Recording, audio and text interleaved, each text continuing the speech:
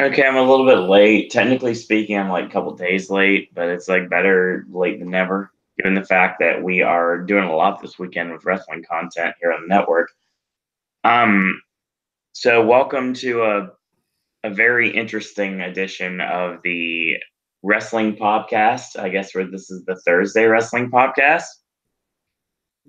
Sure, That, question mark. that that was the week that it was. Yeah, there we go with that. My name is Owen. Joining me as always is the true voice of wrestling here on the network, and that is Ashley.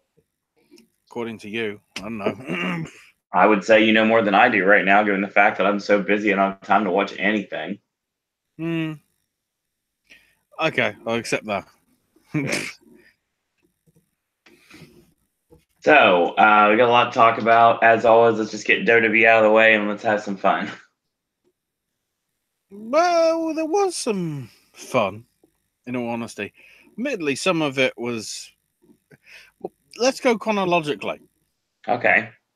because we need to bring up, because it's now actually aired, the full UK tournament stuff Ah, yes.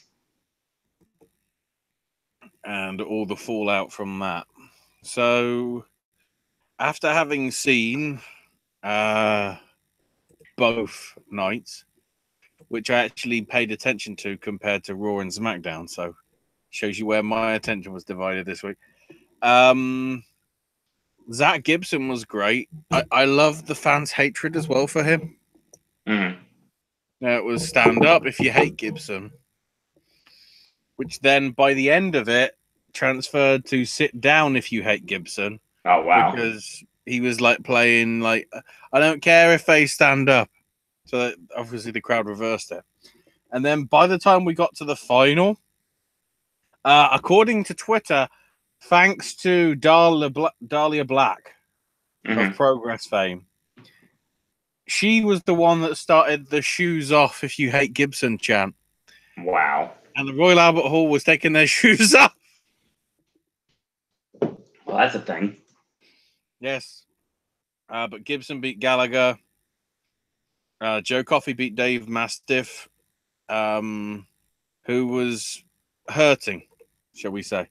There seemed to be the curse of hurting. Kathy Kelly did an interview in the ring afterwards, which was atrocious. Then Flash Morgan Webster beat Jordan Devlin in somewhat of an upset, I guess. Apparently, the fans were chanting "shit Finn Balor," though. I heard about that, yeah. I don't know whether that's true now because he lost. I don't know.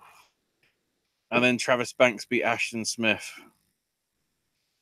I'd say all four probably were the right choices. I don't know. You could probably flip a coin on Devlin and Webster. But so then the women's match. Ginny showed up on the end of the second night show, just randomly there. They didn't acknowledge her, and they tried not to get a proper sort of camera shot of her.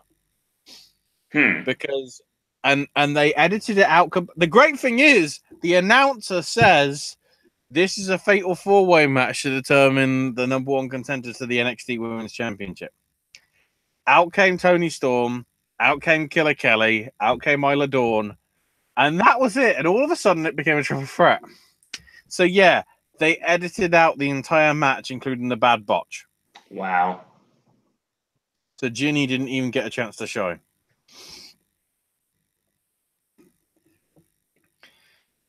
Tony was probably the right person to go over, though.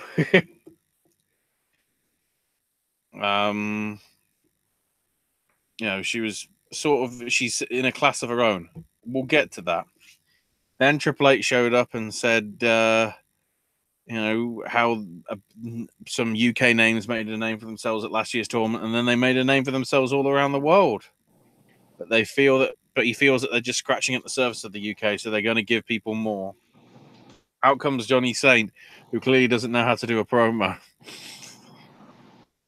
He announces the commencement of the NXT UK brand. He confirms that they're going to be doing women's matches and tag team matches, as well as men's singles matches and whatever. And then list the dates. End of July in Cambridge, August Bank Holiday in Birmingham at the Insomnia Gaming Festival, mid-October for Plymouth, and then end of November in Liverpool, which is in and around Thanksgiving time, at least over here, because there'll probably be Black Friday deals are stupid on Amazon. Thanks, Amazon. Gibson, then the semi-finals beat Flashball Webster, pretty impressively. But again, it's just the crowd heat on it was brilliant. Travis Banks beat Joe Coffey, who kept holding sort of his ribs and everything because he got beaten pretty tough by Dave Mastiff. So Travis got the win with a roll-up sort of out of nowhere. And then as Travis celebrated, Coffey beat the shit out of him and hit him with a discus clothesline. Then probably the best match of the 2 nights. British Strong Style beating Undisputed Era. Although the one thing I will point out, there was a bit when the British guys did a triple punch style thing. Sort of like Colt Cabana when he does his atomic elbow with the arm up in the air. Mm. There were 4 camera cuts on that one shot. Jesus Christ, Kevin Dunn. Jesus. But Mustache Mountain connected with a Dragon Suplex Springboard Clothesline combo that they have to get the win. Then Shawn Michaels came out with the crowd singing Sexy Boy and everything. And Shawn said how he wrestled there back in 91 before most of the people in the audience were born, hyped up the NXT UK brand and said that the new brand is coming for the UK audience and hyped the crowd up for the finals. What we saw was Zach Gibson beat the heavily bandaged up Travis Banks. As I say, the bandaged up guy lost every time, and then when you got to the final. With the Shankly Gates, I think, for all 3. Submission all the way through. And then out come Triple H, Johnny Saint, and Shawn Michaels. Johnny Saint not knowing what to do. And then Gibson was about to start talking, but Pete Dunne showed up, and they had a stare down to close the first night. So then for the second night, they actually opened, even though this was recorded towards the end, they opened with Mustache Mountain beating Undisputed Era to become the NXT champs. Which was apparently from when people were there, they went apeshit crazy. The way it came over sort of on the commentary was they're excited. Not like super duper excited like they were. So I don't know whether they muted that down, which is a stupid thing to do if you're trying to make it an interactive thing. So then we got a random backstage bit with Johnny Saint being quote unquote interviewed backstage. And he's like, so what are your plans for WWE UK now? And he's, well, we need to find a number 1 contender for the UK title after tonight. So I'm going to do a 3-man match. From what I saw last night, Flash Morgan Webster and Travis Banks are going to be in it. And for over the past year, I'll also add Mark Andrews.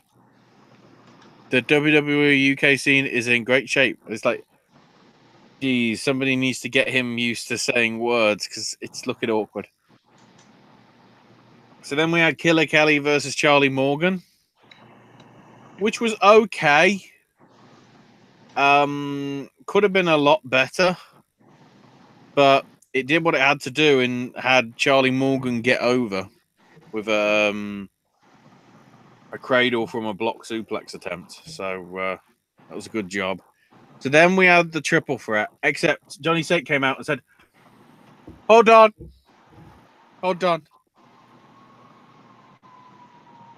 I'm going to change the match. It's now going to be a 4-way fatal. Hold on. A 4-way fatal? Yes. 4-way fatal. All right. With this man. And out comes the returning Noam Dar. Being Noam Dar rather than Alicia Fox and all that. And he won with a knee strike. Didn't actually win with the champagne super knee bar. Afterwards, the coffees, but Joe and Mark, who was in the crowd at one point during the first night when they showed it, beat the shit out of everybody bar Noam Dar. Noam Dar showed up to sort of if he was coming out to make the save, and then he was just waved his hand away like, nah, it's not worth it. It's not worth it, and just went to the back. So I guess we're trying to make him a heel because Pete Dunne's going to be a face. Thank God they're not doing the show in Scotland because it'd be the other way around. Then we had Adam Cole beat Wolfgang. This was weird because it was like, okay, the UK guys are going to get behind the English guy, right? Or in Wolfgang he's Scottish, but they're going to get behind the British fellas. Not here. Adam Cole was that far over when he won to retain the title at the end. He literally did 2 Adam Cole babies because the crowd wanted it. And Adam Cole delivered. I'm surprised that he didn't try and go, yeah, no, and just walk off. He's embracing the fact that he was just loved the hell there. There you go. Aleister Black and Ricochet beating Velveteen Dream and EC3. There was miscommunication throughout the entire match from Dream and EC3, and it was like, I want to be tagged in. I want him. And EC3 was sort of vice versa and everything. And then eventually, Dream just walked the hell off. And he was more interested in his injured leg and all that.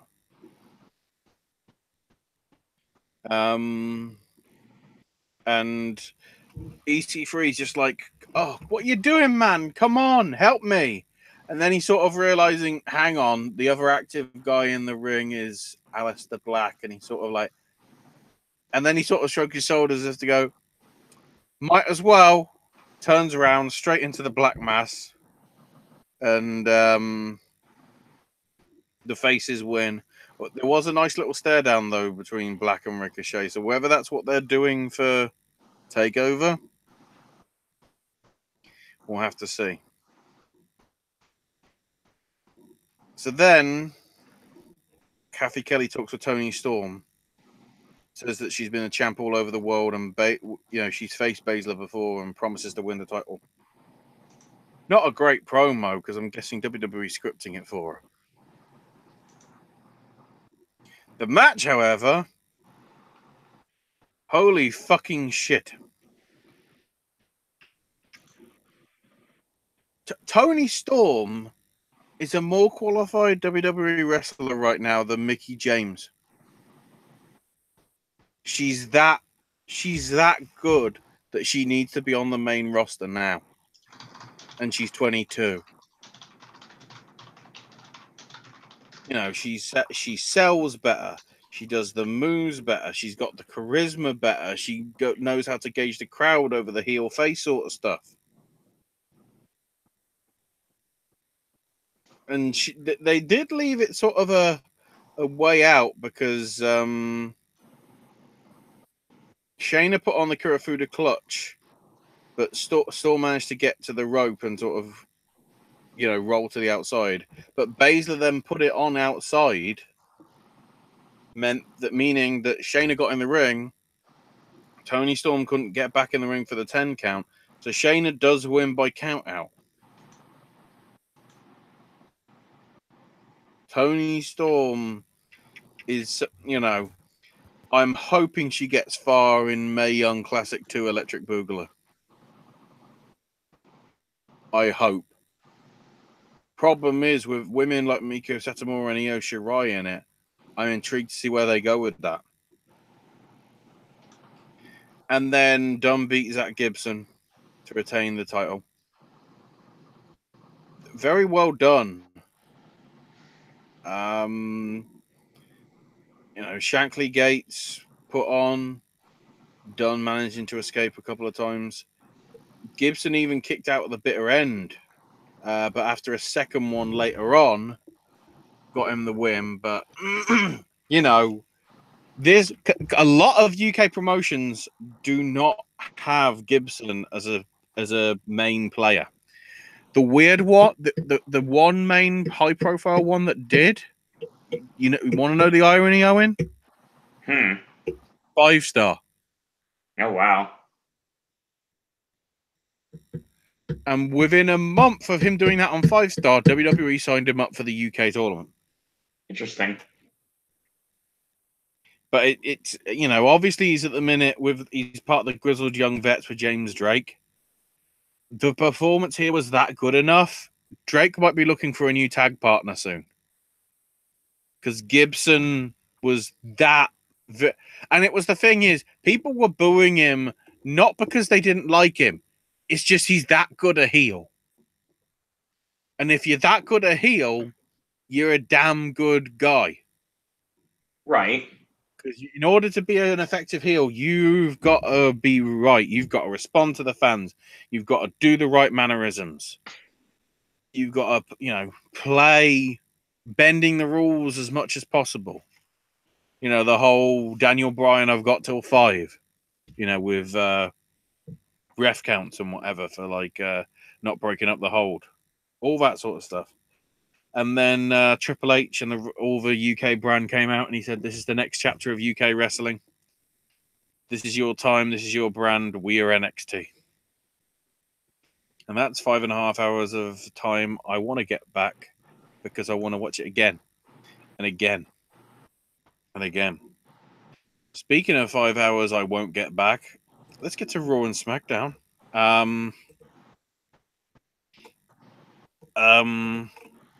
And I guess 205 Live, considering some big stuff happened. So Raw opened with possibly the worst thing that it could open with. The revelation that apparently the multi-man match that was planned for Extreme Rules is no longer happening. Because Lesnar, quote, backed out the deal.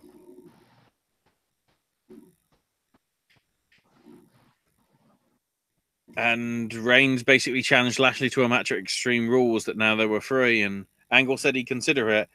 And then the Revival showed up again, wanted a rematch. With Constable Corbin accepting it, because of course they did. Amazingly, Revival bloody won. So, okay, hold on. So is this to build more dissension between Roman and Lashley, or is this to start to put over the Revival? Finally. Dawson basically went to attack Reigns. Reigns sidestepped him, so he launched into Lashley, who fell on the apron.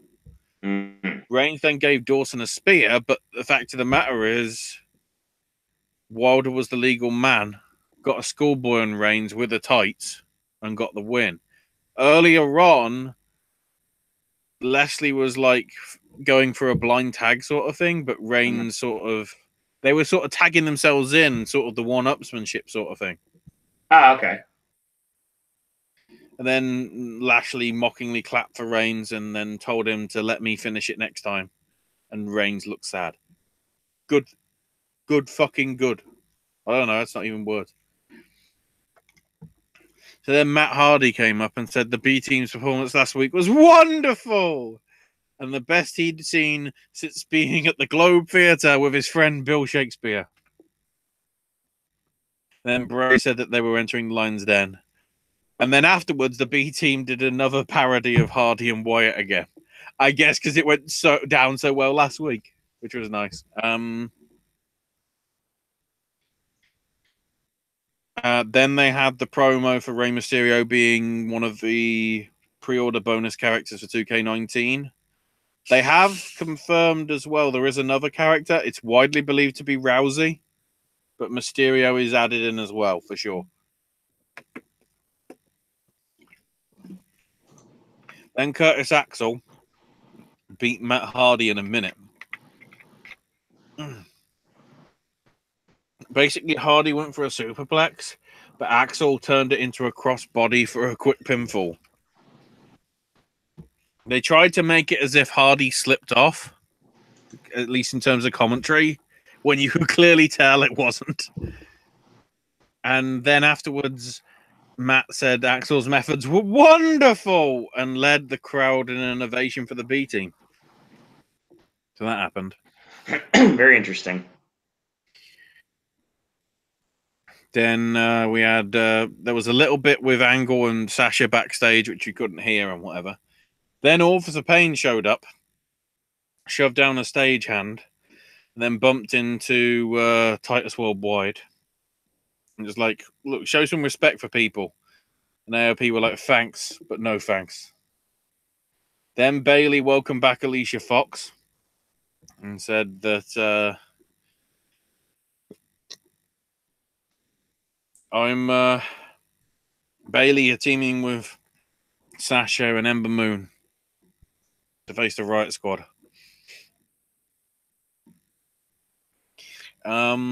Officer Payne then beat Rich and Rex Gibson. I don't know who they were because I didn't watch. In about 62 seconds. Then Officer Payne attacked the shit out of him afterwards until Titus Worldwide made the save. This is why Officer Payne need Paul Ellering, dear fuck. Then Finn Balor showed up and, you know, he wanted to know why Lesnar cancelled the match, and, you know, Corbin said, won't you just come up short again anyway, like when I pinned you last week? And then Balor in reply went, wait, does the manager at TGI Fridays know that you stole the vest that he was wearing? And it was like, okay, that's actually a good zinger. That's a good zinger. And then Braun Strowman showed up and said, look, I feel bad for what I've done to Kevin, like throwing him through rules and tables, considering that he wants to be my friend. So, can you make us a tag team tonight? And then Strowman said, how about Constable Corbin and Balor be our opponents? And then Balor once again made a joke at Corbin about looking like a waiter and everything. Then Alexa and Mickey came out, and they brought up the Ronda Rousey stuff and everything, and that Nia Jax is still in therapy, or supposedly, or something.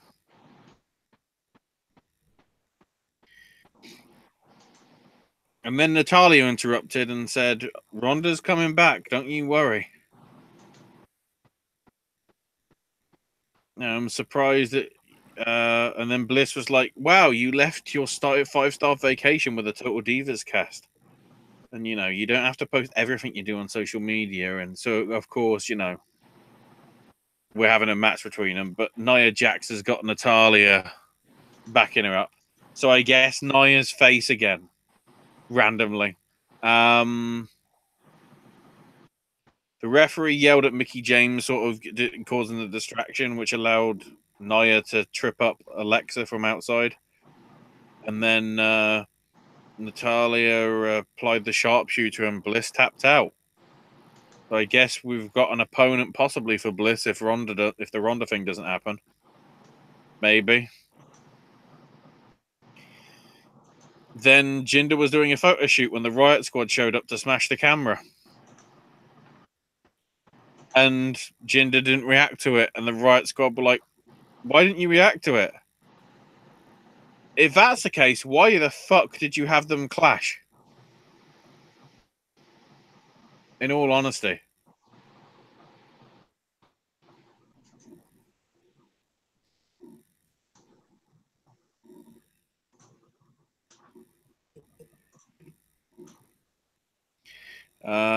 So then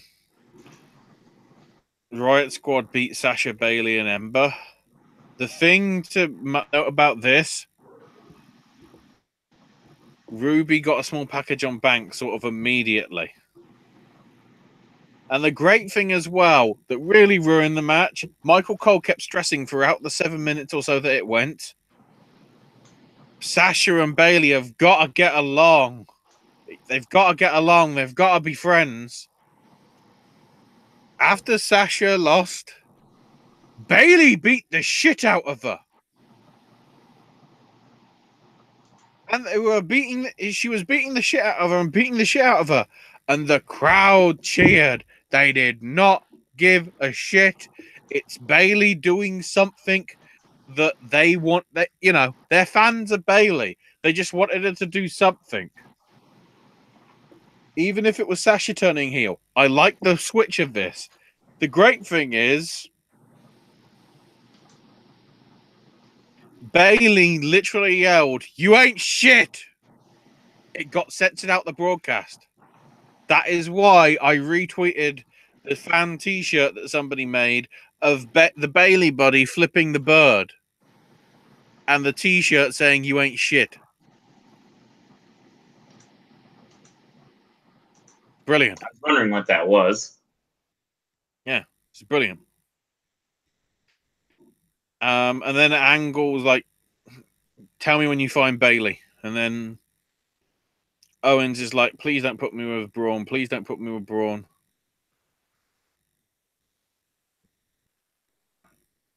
And Angle says, "Hey, you guys could be friends."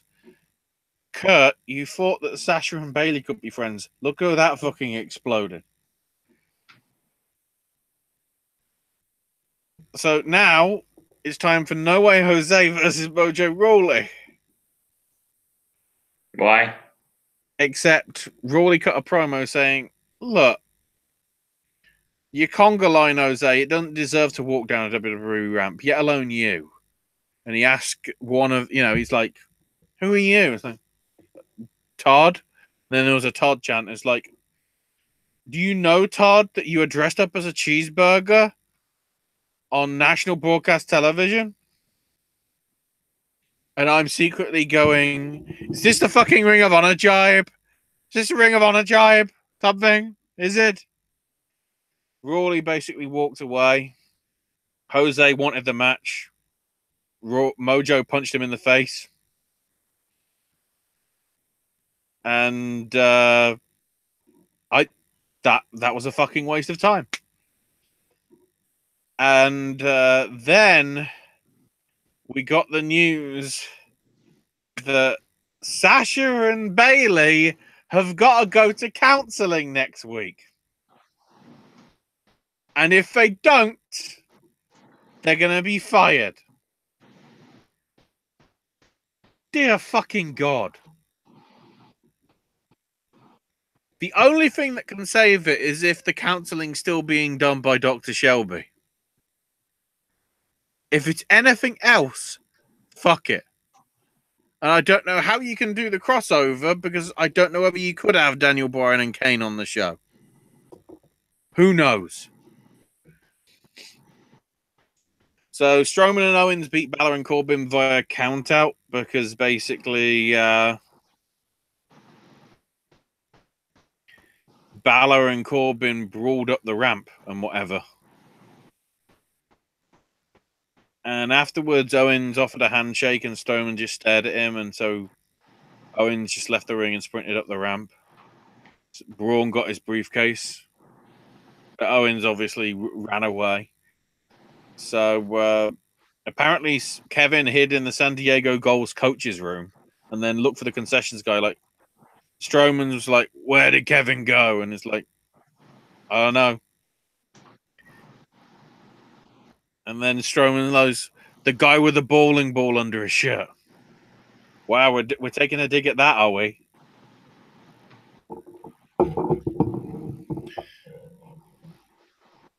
So then he was like, he tried leaving and went to the valet guy and he's like, "Can you get my car, please?" He's like, "I haven't got your car keys. Braun has." And then Strowman threw the keys over to Owens and says, "I hope you got insurance." And Kevin's looking at this like with a shocked face. The camera slowly goes round to behind Kevin's back, and we find out that Strowman flipped his rental car over, and the security guards have got fire extinguishers on him. I don't know. That happened. And then for nearly half an hour, we had Seth Rollins beating Dolph Ziggler via DQ. In a match, the problem was the match was blatantly going to go like this because, of course, that's how we get a match at Extreme Rules. Because McIntyre attacked Seth, so the referee called for the bell. And then, of course, Roman had to make the save, spearing Ziggler and giving McIntyre a Superman punch. Of course. You fuck. So before we even get to SmackDown, we need to bring up the fact that Californian police dogs are fucking racist. Did you hear about this story, Owen? Yeah, apparently Nakamura got bit by one of the police dogs. He went to a gym on Monday because they were doing a house show in Bakersfield, California on Monday, I believe. He went to the gym with a few other wrestlers, and apparently the Bomb Squad dogs were brought. I don't know why, but they sniffed round. One of these dogs apparently likes Japanese flesh or something because it just bit into Nakamura's left leg and was immediately taken away to hospital. We don't even know if he's wrestling for the big Tokyo show. Wow. Tomorrow. The big thing about that is it's sold out when the tickets went on sale, which for Japan shows never happens for WWE.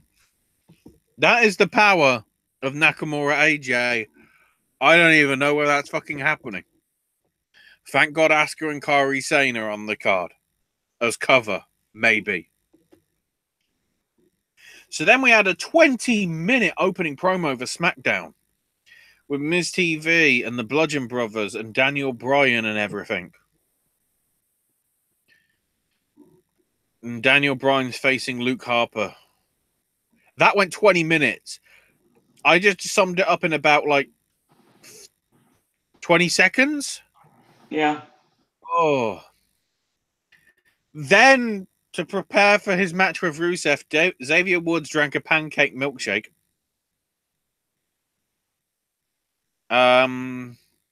Rusev won in a comedy match, which if we're trying to get Rusev over to the actual like idiots that watch wrestling, which is most people sadly, rather than the smarks that are actually invested in this shit, it did the wrong thing to try and do that. Then Lana and Naomi were arguing over their dance skills, but then here comes the cast of Glow. Worth noting that Alison Brie, top-notch Russian accent, and Glow thinks that Naomi and Lana should form a team. Key thing to note, they never wrestled on this show. So the open challenge that Jeff Hardy now issued was answered by Eric Young. Yes. Fucking Sanity actually showed up as a replacement for Nakamura. Huh? Except, of course, what happened, for some reason, because I can't remember anything happening, the Usos showed up and had a fight with Killian Dane and Alexander Wolf. I don't know how that was provoked, because they haven't been on before. So they randomly got into a brawl. So Jeff Hardy teamed with the Usos, and they beat Sanity. Sanity lost. What a great fucking tag team. The 6-man tag team lost to Jeff Hardy and the Usos, who have tag teamed never. Does that make any fucking sense? No, but most of it doesn't.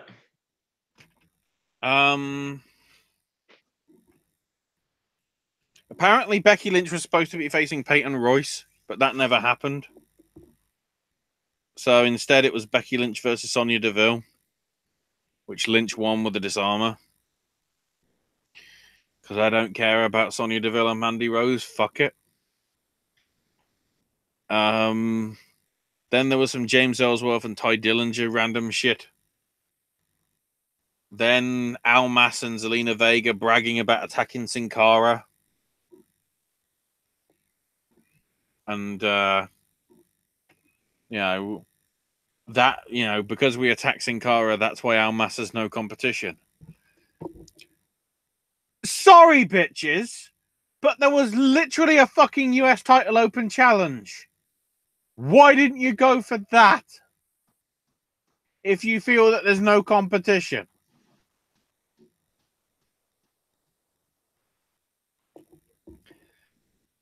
So then,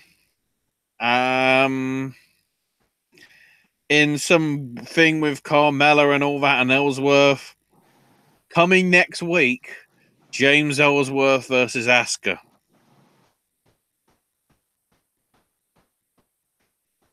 And Carmella's defending the title against Asuka again at Extreme Rules. Because we needed to see that again. And then, interestingly, Gallows and Anderson are helping Daniel Bryan prepare for the match with Harper. And Bryan does win by DQ. Because Rowan came in to cause the DQ as Harper was about to tap to the yes lock. So then the Bludgeon Brothers attacked Bryan, but then all of a sudden, Bloody Kane showed up out of nowhere. He tried chokeslamming them both, but was struggling. But then Bryan and Kane teamed up again. And Bryan, Daniel's shocked. The crowd are doing Team Hell No chants, hug it out chants. Kane went for a hug, and Bryan was like, no. And then to be honest, very similar to the Golden Lovers reunion back in February. Mm-hmm. He was like, no, can't do it. And then just did a giant hug with him, and the crowd went banana. And then Paige came out and said the Bludgeon Brothers are defending the SmackDown tag titles against the reuniting Team Hell No. What? That happened. Then 205 Live. Akira Tozawa beat Tony Nese in a pretty impressive little match. With a senton off the top. Then we had some hype with Itami, and basically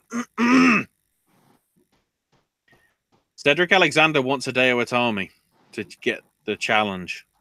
Drake Maverick's like, I'll think about it. So now the debuting Leo Rush beat Dewey James. Again, I do not know who that person is. But he certainly got the sort of... He certainly fits better in here than he did in NXT. And he's got the sort of cockiness, He can do the things that nobody else can. And people on 205 Live are good, but they're not on my level. They have no finesse. They have no presence. We're getting Mustafa Ali and Buddy Murphy in a no DQ match next week. And then Drew Gulak, Brian Kendrick, and Jack Gallagher beat the Lucha House Party in an elimination tag match. With, I think, Gulak making Kalisto tap to the Selena del Sol. Kalisto went for the Selena del Sol, but Gulak turned it into the Gulak and got the submission. And then he grabbed Penelope Gulak, which was apparently a pinata that the Lucha House Party made or whatever, and threw the pinata into the crowd. I don't know whether it was called Penelope, whether that was a dig at Joey Janela. Knowing Drew Gulak, probably. So we'll see. And then, of all things,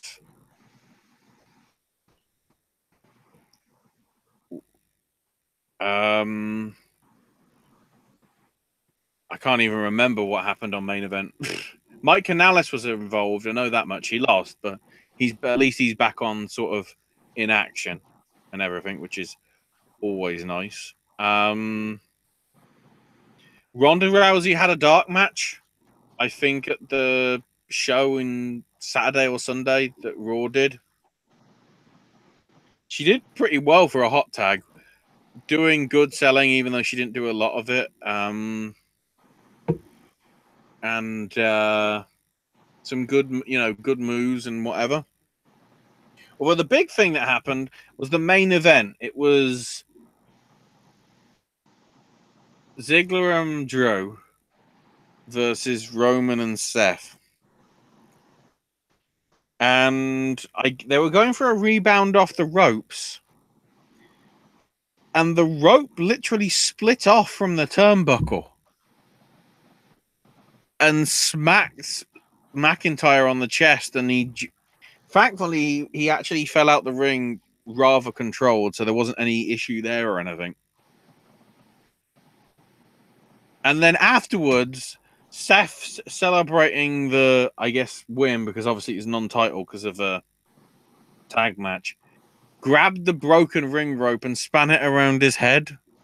You know, like bloody, it's the title or whatever. In doing so, he nearly smacked Roman Reigns in the face. But, yeah, that was intriguing, weird fun. Maybe. I don't know.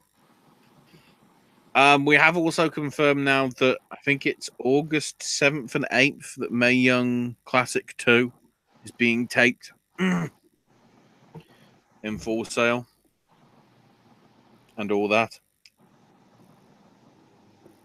Owen would know. He's the one that's closest. What's that? Mae Young Classic 2. August 7th and 8th, I think it is, or 8th and 9th. I believe so. It's right after Warped Tour. Mm-hmm. I would say weekend is Warped Tour, actually. There's the big WWE stuff to come out today. Is apparently Chelsea Green and Robbie E were at WWE tryouts at the Performance Center this week. I saw that. We'll see what happens.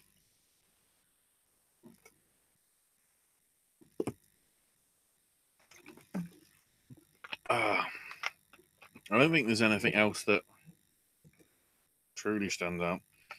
Other than, I guess I can still literally say this for at least our US audience.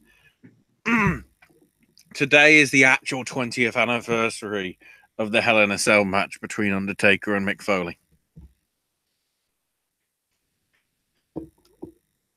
The meme heard around the world as it is now in so many ways. Apparently WWE stock, because this Fox deal has now been officially announced, is at $73. Oh, its peak yesterday. I think it was like 70 or 71. The irony is, and I was seeing this with Doug Lackey, over on the WrestleView Weekly thing on Twitch. Back in 2012, the shares were $7.50. So you could have 10 times the money if you stayed on, despite all the crazy shit that's happened. I don't think there's anything else, at least WWE wise, All right. in terms of news. Switch to Impact. Impact Wrestling. So, of course, the big thing was this past week was LAX and all that. It actually started with that LAX beating Z&E to win the tag titles. Pretty good. Then KM was on the mic cutting a promo on Fowler Bar and said he's bigger than Impact. They need to rename the company KM Impact Wrestling. No. It doesn't need another fucking rename. It's already had enough of that issue. You dumb shit. And Fowler Bar came out, but instead he handed his note and says, I don't want to wrestle you. And then out came Scott Steiner, I was here for these tapings. who beat the shit out of him. They were saying that KM was training with American Top Team. Can we not bring that shit fucking up again? It's what nearly killed it literally 3 months ago.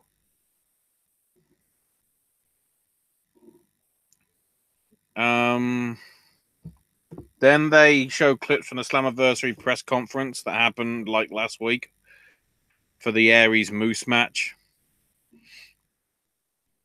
Moose said it was his 15-year dream to fight for a title after his football career. Aries gratefully retorted, this isn't my second career after I failed my first. Then Madison Rayne beat Taya Valkyrie with her cross Rain, which is basically a reverse ringing net breaker style thing. That did not get over well in the live crowd.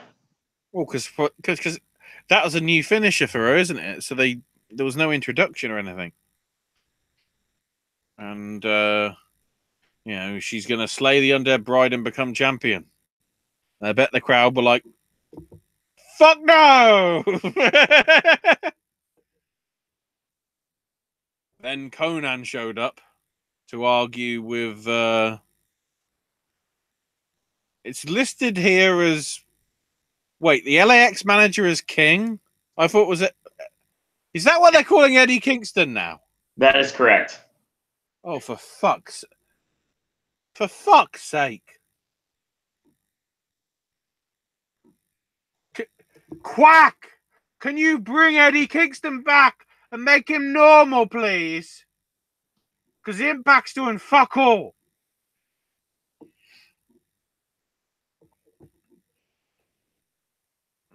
And although I will say Don Callis did make a save of this to explain the whole rift between Conan and King. Yeah, King's a fucking Tekken character. Eddie Kingston. Don Callis said, look, there can only be one OG. I know because I'm from the streets. So good. What streets are there in Canada? There's lanes. Then they repeat Dutt beating Loki in India. That's nice. And then El Hijo Fantasma and Pentagon Jr. beat the Chris Brothers with a pump handle slam on Pentagon. Followed after a super kick, admittedly. A super kick, then the pump handle slam. And then Sammy came in and beat the shit out of Pentagon. Hit El Hijo Fantasma with a baseball bat. And then Pentagon got triple teamed. They tried to remove his mask, and then Phantasma got a chair. And Eddie Edwards was not even on the show because fuck it. I don't know. That happened. Maybe.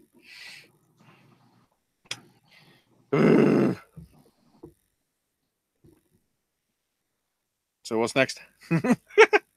Well, actually, we can go into the only thing left now would be the important stuff now. Lucha Underground. Oh, yeah, I forgot about Lucha. Yeah, we can go to Lucha Underground next. We're going to cover 2 weeks worth of stuff just in case I forget for next week. So episode 2, I think. If it ever loads up. So we started with Katrina in King Cuerno's house in a chair. Because Cuerno's got the gauntlet of the gods, you see, and Katrina was trying to steal it. Apparently, she wants her life force back, but Cuerno gave it to somebody else. And he was just like, I don't know where it is, don't ask me. Then Famous B showed up and said he has got 3 new signings for Famous Inc. Big Steve, who I don't know, Sammy Guevara, who I do, and Jake Strong. Oh, yes. Jake Hager is back. His debuted. And the Matt Killshot and Son of Havoc beat him to retain the trios titles.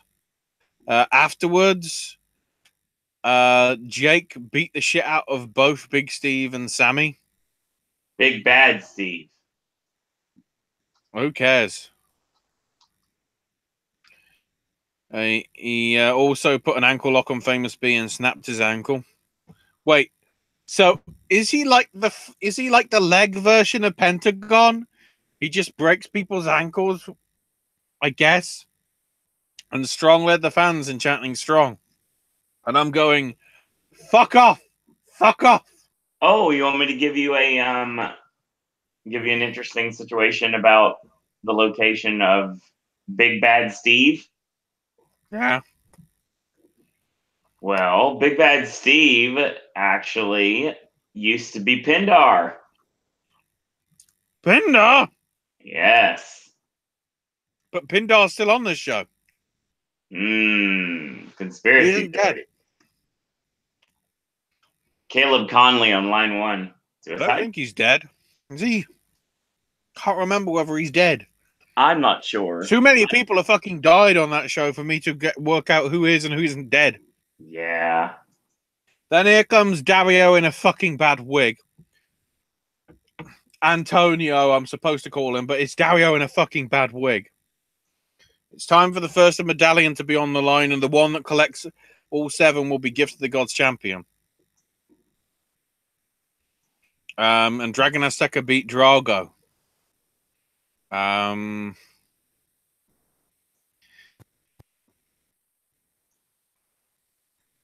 Azteca Jr. managing to hit an O'Connor roll off the middle rope for the pinfall. And then afterwards, Johnny Mundo and Taya Valkyrie beat the shit out of Ember Moon. Not Ember Moon, Cobra Moon. That's what you fucking get when you get similar names, you cunt. And Drago.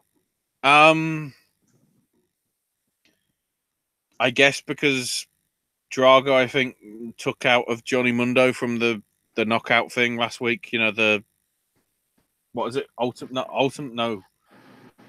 Is it Ultima Lucha? No. The other one. Aztec Warfare. That's the one. Dario in a bad wig's in his office. Katrina shows up. And she wants Cueto to book a grave consequences match between Mill and Phoenix so he can kill Phoenix again and that Katrina could steal his life force. So then we had the main event, Pentagon Dark, Matanza Cueto, and Pentagon retained. Followed by... he won via Enziguri, Super Kick, a Canadian Destroyer, another Canadian Destroyer, and then a package pole driver. So yeah, that is Matanza's first loss in Lucha Underground. The great thing is Pentagon tries to break Matanza's arm. Matanza powers out of it. He goes to sort of like do all the crazy stuff. But then Antonio came out. Sorry. Dario in a dodgy wig. And threatened Matanza. And Matanza was just like, you know, recalling in fear. So Dario in a bad wig must be like a really big character, a scary character. And then Jeremiah Crane comes into Antonio's office in the post-credit scene and says, "Look, I heard you've got a casket match with Phoenix and Mill. I want in." So yes, everyone, we're doing a triple threat casket match. That's got to be a first. I think it might be. So episode 3 has Johnny Mundo holding an emergency meeting with Worldwide Underground to discuss all the shit with the reptile tribe. And says, Jack Evans is wrestling tonight, so I want you to call out the snakes. And Jack went, no. 1, I'm afraid of snakes. 2, I've got a colonics appointment to get to. I don't think colonics is a word.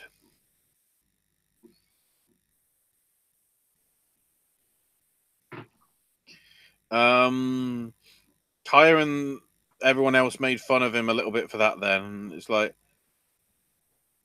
Io and Helico and ass beating. And then this doll that Ricky Mundo has literally says to him, "Don't worry, your secret is safe with me." And then Ricky Mundo has a giant evil smile on him. What the fuck?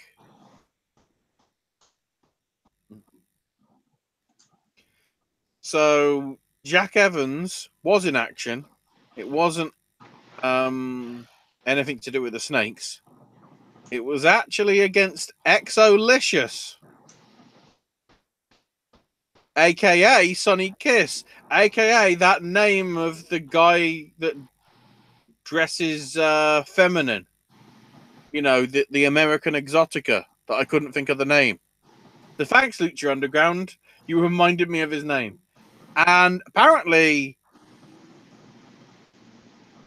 Licious was received pretty well from a lot of people, which is good to see considering how there still seems to be somewhat of a taboo in wrestling about LGBT style characters. Hopefully it's changing because Exolicious did very well. Top Rope split out X Factor from out of nowhere. Got Exolicious the win. Then Pentagon was in the ring, cutting a promo saying how he won Aztec Warfare and overcame Matanza. And then Cage showed up and beat the shit out of Pentagon. Pulled out a table from underneath the ring, and Cage powerbombed him through the table and said, "I'm gunning for the Lucha Underground Championship." And now it's time for the official Freeway to the Grave match.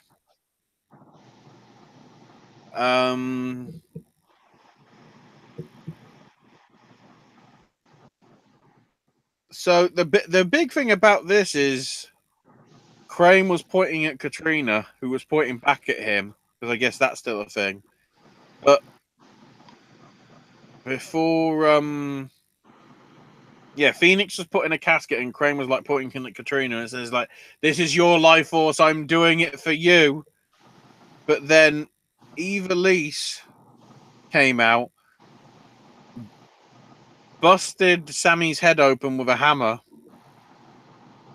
put him in the coffin instead, and Evilise shut it. So he's out. And then with Phoenix and Mill, Mill was just way too overpowered. Phoenix went for a top rope thing. Murta's hit him with a flatliner. He dragged him to the apron, opened a coffin. Fireman carried him on his shoulder, put him in the casket, slammed it shut. And Mill wins. Katrina's got her life force back, apparently. I guess super life force? Because she's got like 2 people's lives, maybe? Is Phoenix dead?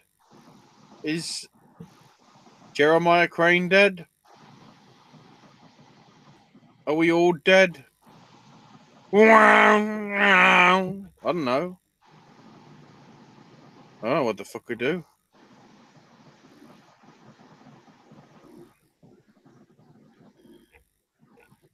So now where do we go?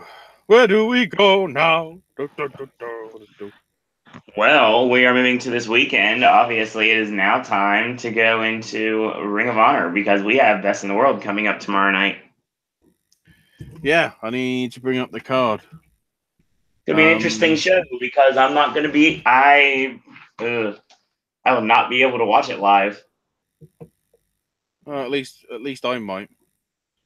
Because we have other things to talk about in a minute. We'll get to that in a little bit. So, in terms of what's happening in Baltimore, Maryland, if I can get the lineup on. Fucking hell. In no particular order, we've got Austin Aries versus Kenny King. This was supposed to be a title match, but fuck titles. Jay Lethal versus Kushida. An interesting 8-woman tag. Asumi Sakai, Jenny Rose, Mayu Iwatani, and Tennille Dashwood face Kelly Klein, Hazuki, Kagetsu, and Hana Kimura. So rather than actually put the Japanese together, they just split them apart. Because Mayu Iwatani, I guess, can't be with Kimura, Kagetsu, and Hazuki, but there you go. Bully Ray versus Flip Gordon. Punishment Martinez defending the TV title against Adam Page in what I think is now being listed as a Baltimore street fight. The Kingdom defend the 6-man tag belts against Los Ingonobles de Japón, which is going to be, I think it's Bushi and Sonata and Evil. Then the Briscoes defend the world tag titles against the Young Bucks. And then Dalton Castle defending the Ring of Honor world title against Marty Scurll and Cody in the main event. You want to talk about predictions for the show real quick? I mean, I've got some. I'm thinking they're going to give Kenny the win over Aries and sort of like an interesting upset. I think that if the title would have been on the line, I think they would have put the belt on Aries. Mm-hmm. But the title's on the line, so Kenny needs a big win.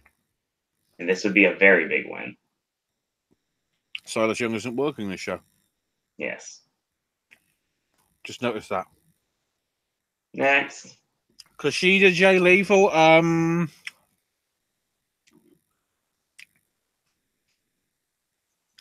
I think Jay Lethal here. He needs a win, because they're really not doing anything with him right now. And it would be a big win over Kushida. And according to that doctor, he's only got 6 months to live. Yeah. Sounds a lot like Christopher Daniels. Unless it's a possibility that 6 months to live he's going to WWE, and that would mean that would have happened years ago. That should have happened years ago. I'm guessing the faces are going to beat the heels in the women's match. Yeah, I'd say so. The only way I'd see that not happening if you put Tennille Dashwood over because she's your next Women of Honor champion. My worry is they're that confident about Sumi Sakai being champion that they're not putting the title on the line on a pay-per-view. That's a mistake. I get what they're trying to do. They're trying to do a showcase because Hana Kimura. I mean, and Kajetsu as well, given that she is now the World of Stardom champion and everything, beating Tony Storm and all that. Or was it the SWA championship? I can't remember. It's one of the two. Flip Gordon, Bully Ray. I think Flip's going to win. Flip's getting a flash pin. Okay, you think Flip's getting screwed and he's still not booked? Unless Marty helps Flip win. If anybody can clip this bit and send it to the Bucks, we need Flip Gordon in dodgy Speedos doing weights on a trampoline, a la bloody Dennis Stamp. That would be great. This I know I'm not book thing needs to actually parody into Beyond the Mat. If he was still alive, I could honestly see Dennis Stamp being part of this. Physically. I'm guessing this is all leading to Bully Ray Colt Cabana at All In. To be honest, it makes the most sense. I don't know why they haven't pulled the trigger on it yet. So yeah, I'd say so.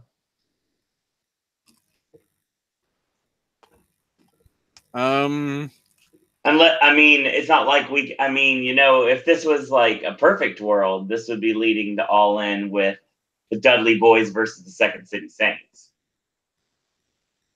But that ain't happening.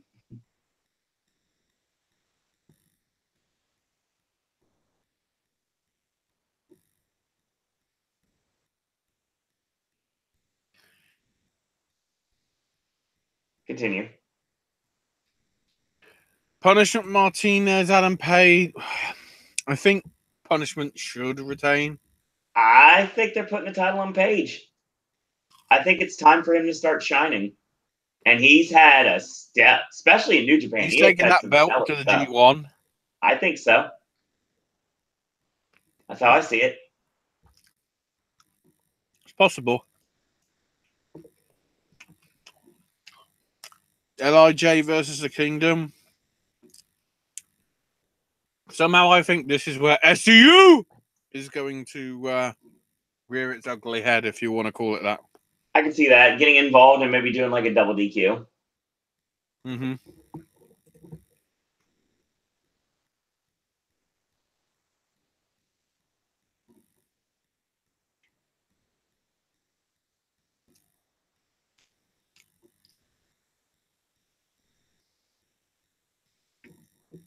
And what else do we got?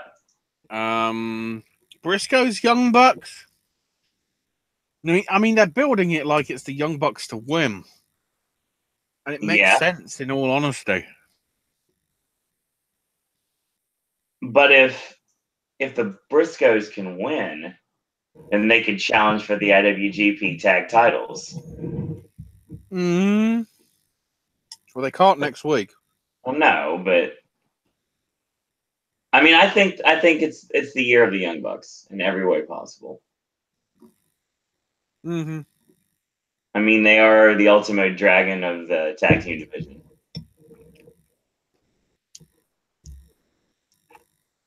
And then the triple threat world title match. I have a way to do this that would really be interesting and really build some more animosity between the Bullet Club. I say we do a dusty finish with both Cody and Marty getting a pin on Dalton Castle. Okay. And that way, we build to Cody versus Marty for the Ring of Honor Championship. Yeah, but keep in mind, how the fuck do we do All In? Mm-hmm. Well, here's the thing. You also, I believe, don't you have television tapings to do after Baltimore? Yeah, Fairfax Excellence, Fairfax, Virginia. Do the title switch there. Have Cody win in a very nefarious means. I'm just looking. We've got Honor for All in Nashville, July 20. Right. Atlanta, Georgia at Center Stage. on July 21st. What better place for Cody Rhodes to become Ring of Honor World Champion but in Atlanta, Georgia? Ooh. You do the titles to get the belt completely off Dalton. You do a double pin where one referee thinks that Cody wins, one referee thinks that Marty wins. So they set up the match. It happens in Atlanta. Cody wins by cheating, so they can play it up on being the elite that it happened. And then Cody, basically Marty could actually try to cost Cody the NWA championship at All In. And you can build more animosity there for Cody being a dominant heel champion moving forward. Yeah. I like it. I like it greatly. I honestly think, I mean, it's either going to go the way of Cody's winning. Yeah. Which is easily feasible because they're doing TV tapings the week before All In. Mm-hmm. Which complicates issues because if you were going to record stuff and he isn't Ring of Honor champion because of the whole deal with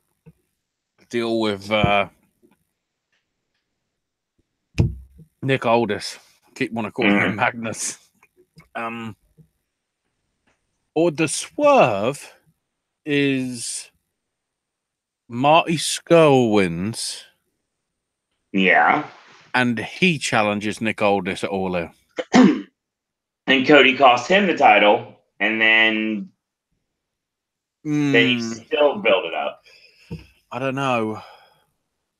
Because what I see happening at this point is the person that's going to end up helping Flip Gordon is going to help Marty Scurll win the championship over Cody. The problem is Billy Corgan wants clickbait. Right. And the biggest clickbait would be Cody has Dusty's title on September the 2nd. It needs to happen. So therefore, he has to win. Because from what I can tell, the other shows like they might be broadcasting the UK shows live from Edinburgh, Doncaster, and London. But then because of the time zone,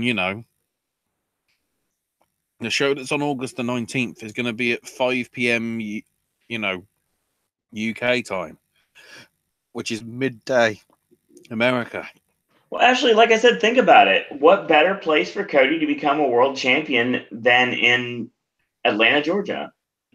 Well, for TV tapings, and it can happen in enough time to be before All In. Right. They'll have to put it up as news, like, they'll have to sort of do a WWE and put it out and leak it, sort of thing. Right. And I would. The great thing is, I'm going to be watching two shows at the same time tomorrow. Yep. Because on Twitch, the CEO Fighting Game Championship is doing a wrestling show. Yeah, they are. They're doing two dark matches, which we don't know who's going to be involved with. Although I think it's one of them is Omega and Ibushi's friend. Yeah, you're correct. But they haven't announced who he's up against or anything. No, we don't know. Jeff Cobb is up against Chase Owens. Yep. Why is Jeff Cobb in this when he isn't in the G1 match? Weird. Rocky Romero versus Jushin Thunder Liger. That's going to be fun. Juice Robinson and David Finlay taking on the Gorillas of Fuck. Yeah, that's going to be a good match, actually. Roppongi 3K taking on Dragon Lee and Ryusuke Taguchi. Yes, please. And then the most tasty of all. Oh my God. The Golden Lovers versus Naito and Hiromu. I'm very, very, very, very interested in that match. And it's all happening at the same time, pretty much as best of the one. Admittedly, the thing that might get the Twitch show watch more is because it's on Twitch. Cheap plug for Ashley's weekly videos on Twitch. I ain't done that yet. No, not weekly. I ain't done that yet. But yeah, twitch.tv/CEO Gaming is where you'll want to go to watch it. When it Unless you goes just live tomorrow happen at to 8 be, Eastern. unless you just happen to be, I don't know, living in the wonderful state of Florida and have 2 tickets to go to the show itself. So yeah, Popcast Network is covering the CEO New Japan Pro Wrestling show tomorrow That's night. why you're not doing Ring of Honor. That's exactly why I'm not doing Ring of Honor. You're going to be roving reporter. Holy shit. I'm going to New Japan tomorrow night, my friends.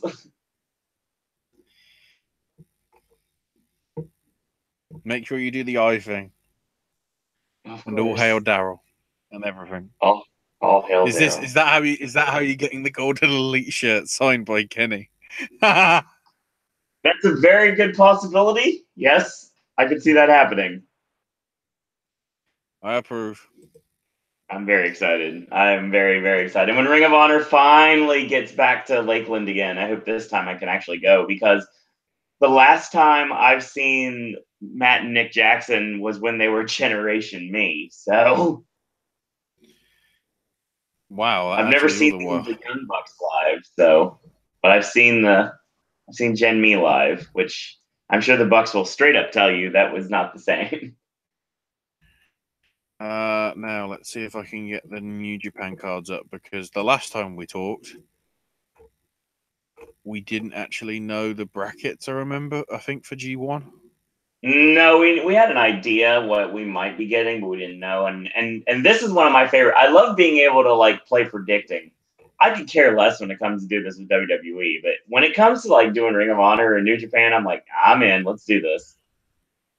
Let's have a quick look.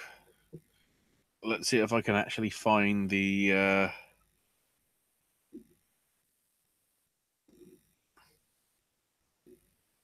list. Oh no, it hasn't been updated in a month. That's annoying.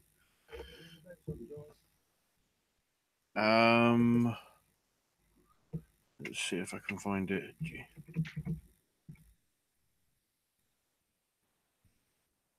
Climax schedule. Oh, thank God, up Brooks. Thank God.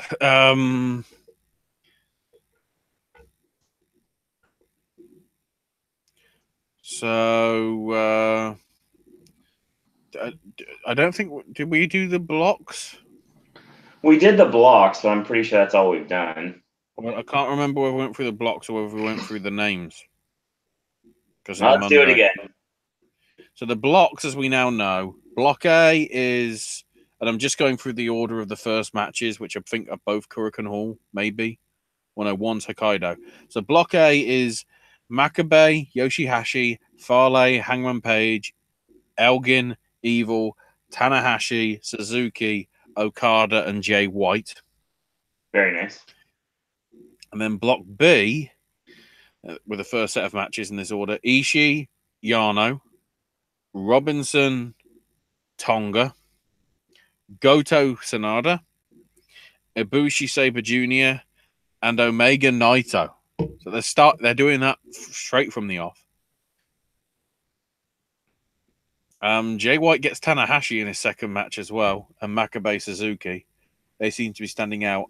Goto, Omega, and Ishii Naito headlines Block B, match 2 for Block B. We got Okada, Hangman Page on the 20th. Goto Ishii on the 21st. Makabe and Okada. And Evil and Fale could be interesting on the 22nd. 26, Sanada, Ibushi, and Juice Robinson, Kenny Omega. Is that where the upset happens again, Billy? Is that where it happens? I'm telling you right now, I've been saying this for about almost 2 years now, about this being Juice Robinson's time. It's coming. I think I called it last year. I think this year it actually happens. But I guess the big thing because I could go through as many as possible. Although it is interesting that right at the penultimate match that Omega's having is Toru Yano. So they're putting the comedy towards the end this time. Smart move. But Block A is finishing off with Yoshihashi Hangman Page, Makabe Elgin, Farley Suzuki, Jay White Evil. Boy, is that a good time for Jericho to show up. Yeah, it is. And Tanahashi Okada.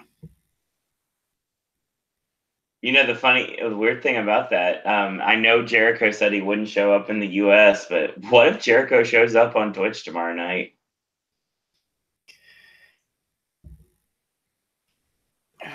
Well, Evil isn't there. That's the issue. No, but Naito is. Yeah, but they already seem to have moved it on to being Evil. That makes sense. He could show up at Ring of Honor tomorrow night then. That'd be a swerve. Yes, it would. And then Block B is Tamatonga Toriano, Ishii Sanada, Robinson Goto. So if Robinson doesn't beat Jay White, could that mean Robinson's, if he gets a win there, could be in with a shout of taking the Never Openweight title? I've been saying that for a while too. I think Juice is more likely to win the US title, but it leaves it as an option. And then Naito, Zack Sabre Jr., and Omega Ibushi. So that probably will be actually deciding what happens. And then the finals will be August 12th. Okay, Jeremy Mills, hello. Hyro says, well, look what we have here. I sadly was waiting for the Monday Wrestling Video podcast. Thought you moved to Wednesday. We were going to move to Wednesday, scheduling conflict. And One Triple S said, same here, where you guys awaited the same.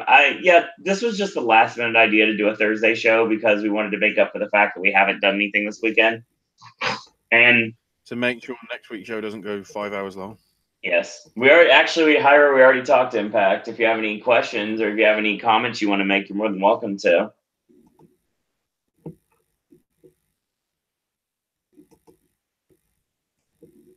We also have our archive will be up in a little bit as well.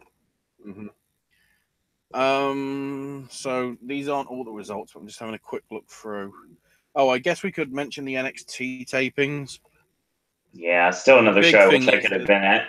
The big thing is the tag titles have changed back to Undisputed Era. Kairi Sane became number one contender to Shayna Baszler. Adam Cole beat Danny Burch, so it seems like we might be getting Adam Cole, Pete Dunne at Brooklyn. It's possible. Maybe.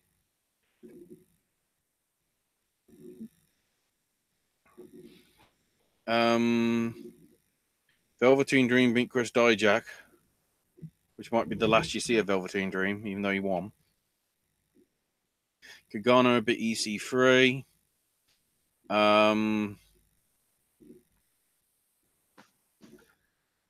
The Mighty, that used to be TM61, beat Otis Dovovich in a handicap match.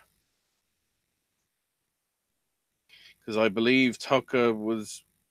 Oh, wasn't the shoot reason that Tucker was there for his baby kid? Yep. Correct. So that happened. Oh, and Candice LeRae beat Lacey Evans. So, Lacey got buried. Nothing wrong with that.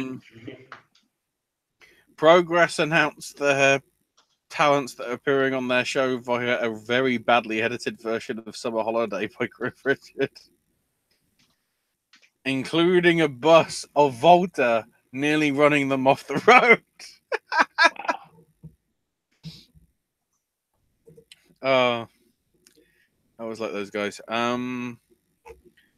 Southside Wrestling had an all-women show that, of course, they entitled She's All That. Wow. Of course they did. But Casey Owens beat Kaylee Ray to become the new Queen of Southside champion. So big stuff from that. The other Southside show following it up was Menace to Society 8 because apparently we need more than them. Joseph Connors and El Ligero retained over Monster Mafia of Ethan Page and Josh Alexander, at least with that. Casey Owens also retained the Queen of Southside title over Mia Yim. Yeah, so that's interesting. Joseph Connors and El Ligero are still doing Southside wrestling shows, despite the fact that I thought they were under WWE contracts. I don't know what's up with that.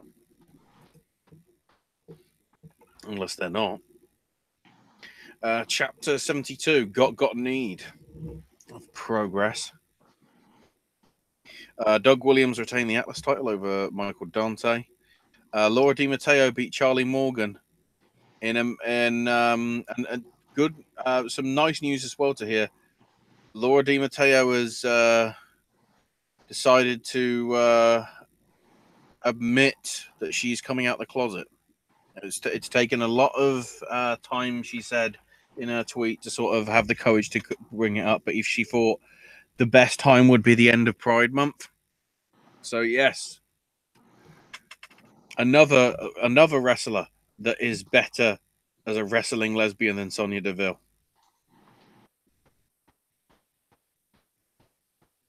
And I'm not saying that detrimentally in terms of lesbianism. I'm just saying Sonya Deville is a shit worker. Yeah, I mean, real quick, obviously, we need to go into a couple things in chat because there's some things that are being said. Hyro says, "Who's more crazy, Eddie Edwards? Sorry, long day. Sammy Callahan or Tommaso Ciampa?" Ciampa. Ciampa for There sure. is a reason why he's called the Psycho Killer. Also, Sammy Callahan loses by default because he was in CZW. Because that's just a cheater's way to try and be crazy. True. Winter Boys, yes, we talked Lucha Underground. Hyro says, "I feel Impact should have more people that are exclusive to sign to them that aren't with AAA or Lucha." Yeah, Eli Drake apparently re-signed with them. I saw that. Multi-year deal as well, apparently. Yes. Because he realizes at this point that's actually the best place for him to be. And Chelsea Green's going for a WWE tryout. And same with Robbie E as well.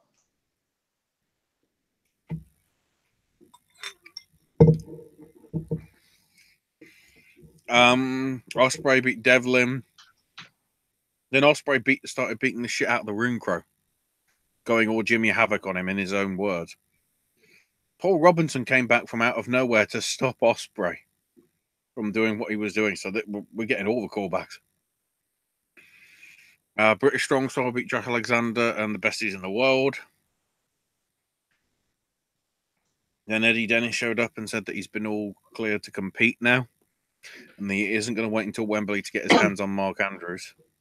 Speaking of that, Ashley, did you see that they something interesting about British Strong Style that came up earlier this week? What was that? They're trying to copyright the name. Well, British, yeah. You can't copyright Strong Style. WWE is trying to copyright British Strong Style. They're trying to trademark it. They can copyright British Strong Style, possibly. They're trying to right now. But I'm saying the term on its own Strong Style, they can't. Of course. But British Strong Style, maybe.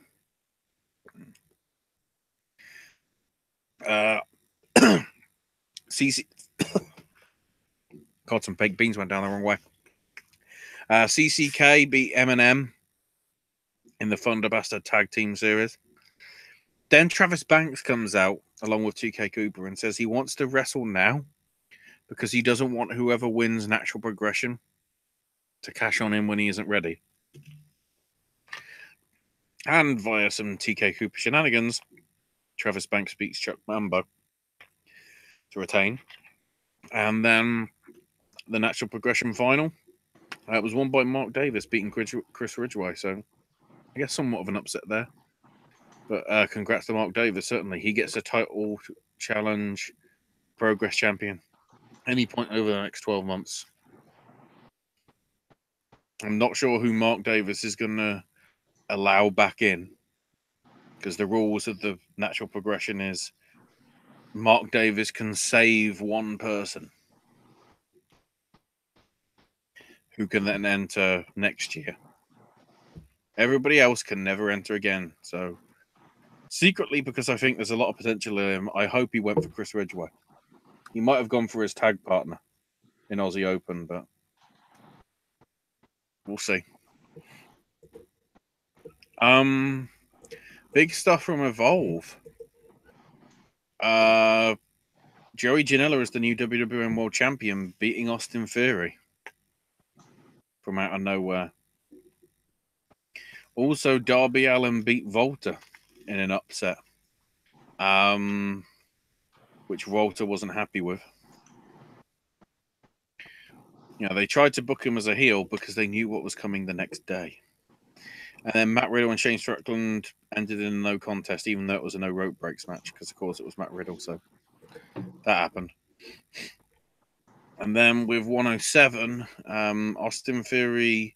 It was supposed to be Austin Theory versus DJZ for Austin's FIP World Title, but Joey Janela came in and said, "I took your title yesterday. How about I take another one today?" But Theory retained, I think, with a roll up on DJZ without Joey Janela being even involved.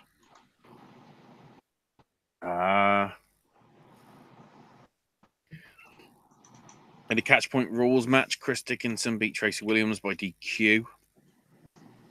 And Matt Riddle retained over AR Fox. There was an attack by... Oh, I can't remember who attacked him afterwards. But AR Fox's crew beat down whoever it was that attacked. I think it might have been Austin Theory, maybe.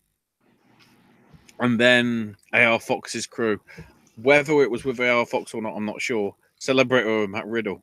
And then the dark match, Adam Cole beat Volta in a match where, despite how over Volta is, he was actually the heel. Because that is the power of Adam Cole. Bay. And indeed. Bay.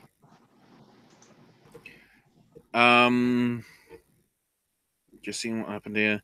Ashton Smith beat Zach Gibson to retain the Future Shock Championship. They're a promotion out of Manchester, or at least the last show was in Manchester. I thought that was interesting because, of course, both featured as part of the UK tournament and everything. And then there was a title change as part of the Fierce Females up in Glasgow, Scotland. And it was Jayla Dark beating Viper to become the new Fierce Females champion. And Jokey. Wait, Jokey is the ICW Women's Champion. When did that change hands? Okay, that happened. Oh, by the way, I did retweet it out on my Ashes My Name UK Twitter. There's a nice 2 to 3 minute short mini doc on Millie McKenzie. It really shows you she's got potential for the future. Something that everybody should be interested in, hopefully.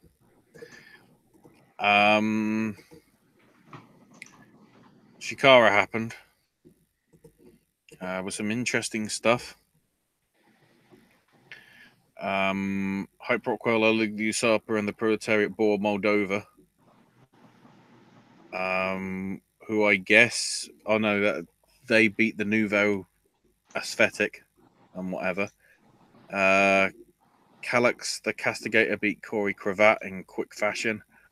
Icarus and Travis Huckabee beat the Cyberhawk 2000 team. It is worth noting Icarus is back to his old fist style Icarus, as in he's got big, long, blonde hair, and also he's not covering up his ugly back tattoo anymore. So it's all going crazy. Matt Riddle beat Mr. Touchdown Mark Angelo Setti. Solo Darling pinned Blanche Babish. Lucas Calhoun, Jeremy Leary, and the Mr. 79 or whatever he was actually BMD. Well, that's what they called him. They managed to beat the Legion of Rot of Kobold, Frightmare, and Hallowicked. And then Dasher Hatfield pinned Fire Ant.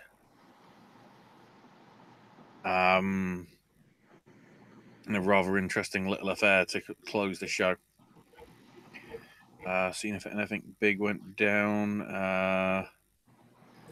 The AAW had its show in Marionette Park, Wrestling Rules. Myron Reed beat Rich Swann and Stephen Wolf. Scarlett Bordeaux beat Savannah Stone. Moose beat Eddie Kingston. Sue Young beat Hudson Envy. Trevor Lee retained the Heritage title over Trey Miguel. The Brody King Sami Callihan match went to a no contest because Jimmy Jacobs made his way out to attack Sami, and he and Brody King put Sami through a table. Then OI4K made the save, and Sami was so pissed at what happened, he put the referee through the rest of the remaining table. So because of that, Sami got suspended from the next show on July 21st. Is that when Impact tapings are? Do you think? Maybe. Ever so slightly, sleetly.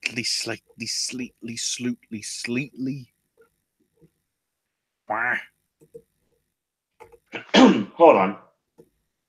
More chat. Let's see. When Triple S says Impact needs better production, it lagged on audio. Hyro agrees. He says, "I'm confused about Pentagon Dark and Lucha because of the off season, because of the end of season 3. Seemed like he was heel. Vampiro didn't help him, but in the other season, he's not really heel. He didn't cheat. Mm-hmm. I wish Impact had Spanish commentary. I can't stand Josh Matthews. He's annoying and ever exaggerating more than Michael Cole." Hyro says, at one Triple S, "I don't like Don Callis in Impact. I prefer him in New Japan because the matches in Impact are not as interesting on New Japan." Apparently, obviously, Robbie and Chelsea are at the PC. One Triple S says, "I'm afraid if he gets signed, I wonder if he won't be able to do his podcast with Matt Coon." Hyro says, I'm tired of Eddie Kingston being a black man or a big shot caller gimmick." And when Triple S says same. Pretty fair. So now we get to one of the craziest and yet best matches of the year. So it was Maxwell Jacob Friedman taking on Colt Cabana. MJF started by saying, "Look, everywhere I go, people ask me what it's like being Colt Cabana's son. We look alike, but we're nothing alike because I'm better than you, Colt." So he asks the ref, who apparently is also a doctor, to perform a DNA test. So both cheeks are swabbed, and the samples are taken to the back. So they keep playing up the whole father-son angle and everything, and all that. Then a doctor runs out in a mask and everything and says, I'm a doctor." I nearly tipped over the bowl of beans. And then it's like, "Colt, you are the father." And they hug each other. And then the mask is pulled down and it's actually Ace Romero, somebody that doesn't like Friedman. Colt uses the distraction to roll up Friedman and get the win. So via Dr. Phil style shenanigans, Colt wins. Sounds fantastic. That happened. Jake Something and Kurt Stallion beat Nate Webb and Senza Volta and Paco and Ace Romero in a triple threat tag. Kimberly beat Kylie Ray to retain the AEW Women's title with a dirty win. So I guess Kimber's already heel. Scarlett Bordeaux afterwards beat up Kylie Ray. And then ACH beat David Starr in about 30 minutes, which has been very well received. And it's worth noting ACH gave a shout out in the promo apparently beforehand, in a video promo that they showed like midway through the show, to Eddie Kingston, who hasn't been in AEW for a while. So Trevor Lee shows up. Him and David Starr beat the crap out of ACH. And here comes Eddie Kingston. Now, David Starr and Trevor Lee are going to do no more damage. Picks up ACH, helps him to his feet, says it's all right. I'm sorry. And Eddie Kingston beats the shit out of ACH. Eddie Kingston is finally part of the wrestling team. You know, it's wrestling without the E in it. I think that might be a dig. So yeah, he's no longer to be wrestling's puppet. He is wrestling. So wait, he's the king. He's also wrestling without an E.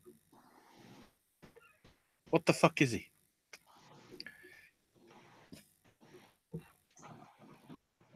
The next show in July already has Jimmy Jacobs and Brody King versus the Chris Brothers, and MJF versus Ace Romero in a Bourbon Street fight. And no Sami Callihan because he's in Orlando. Sorry, no. Toronto, is it? Mm-hmm. Where's the Canadian show? I can't even remember. Unsurprisingly, the Beyond Wrestling opening match for Vitality, their show this past Sunday, did feature Nick Gage beating AR Fox, because I'm guessing curfew comes in after so long. Massage MV beat the Throwbacks. Kimberly and Skylar beat Jordan Race and Penelope Ford. The Beaver Boys won over American Strong. David Starr beat Tracy Williams in a non-title match, so I'm guessing that means David Starr gets the challenge for that soon. Although they did announce that Joey Janela is facing David Starr in a death match one last time, which is going to be a no-rope barbed wire match. That's American Rana for you. I think that's coming up next month, maybe. Team Tremendous beat Rex Lawson, Mike Werner. Joey Janela then beat Bad Bones. Oh, there we go. There's the confirmation. Janela announces his match against David Starr at American Rana will be a barbed wire ropes match, and it'll be the last death match of his career.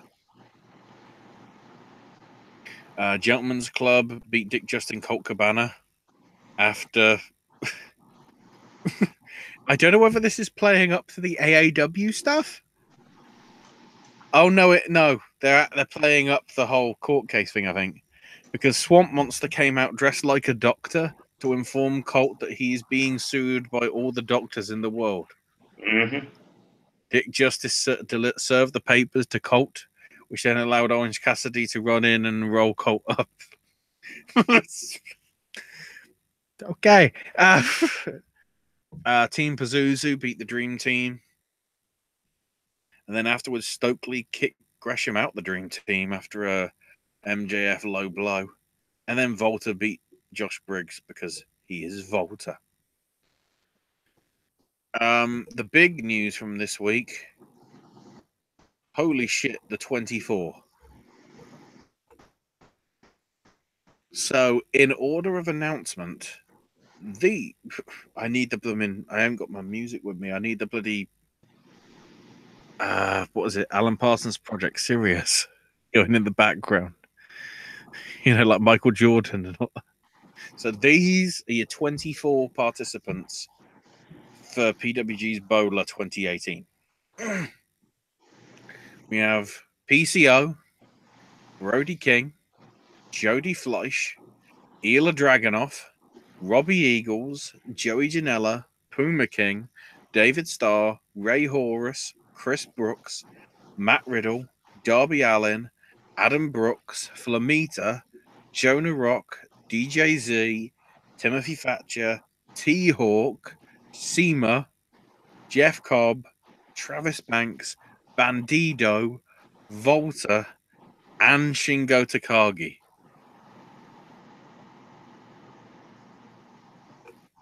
That is the most ridiculous field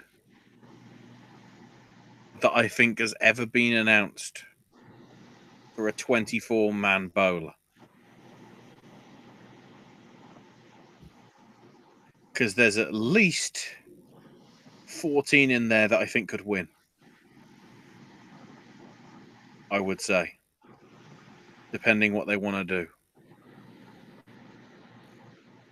So I'm excited. Definitely. Although I really hope Dragunov doesn't get injured, considering like 2 weeks later is him versus Pete Dunne in Wembley. So I wonder whether Dragunov's actually going that far in the tournament. I hope he makes it at least through to the second round. But if they want him to have a good match, but obviously make sure that he isn't going to be too hurt before the Wembley stuff, I'll be accepting of that. But we'll see. Fun may indeed be had. Maybe. Chat. Home and dad. So one Triple S says, who would you want in the UK division? Hyro says Mark Haskins and Nathan Cruz. Out of faces that aren't already, well, technically Ginny, because she hasn't been on yet, even though she sort of was. I don't know. I can't say Viper because she's already hooked into the world of sports stuff. On the tag team side, maybe Aussie Open, but I don't think that. I think they're happy enough as they are. Doing Defiant Wrestling stuff and everything. Although I don't know how long they'll be able to do that if Progress becomes under the WWE banner sooner rather than later. We'll have to see.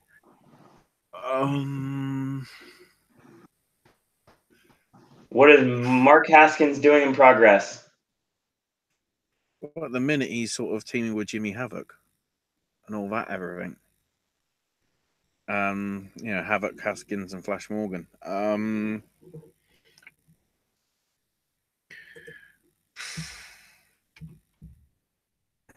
No. I'm just trying to think. I mean, if we're going for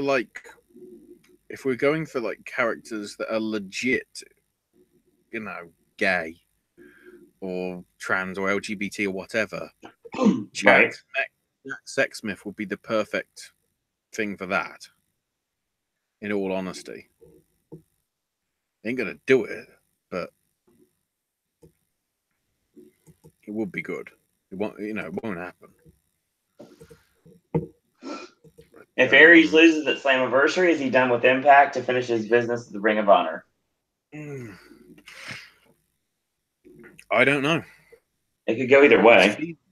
It's feasible. I'm not sure. It depends on if there is really something truthful to this very loose Impact Ring of Honor partnership. Yeah, we'll have to see. Ooh, I just noticed that the chapters are going a bit weird for Progress. The next one is the one at the O2 Academy in Birmingham on July 15th, which I think they announced right after those tapings.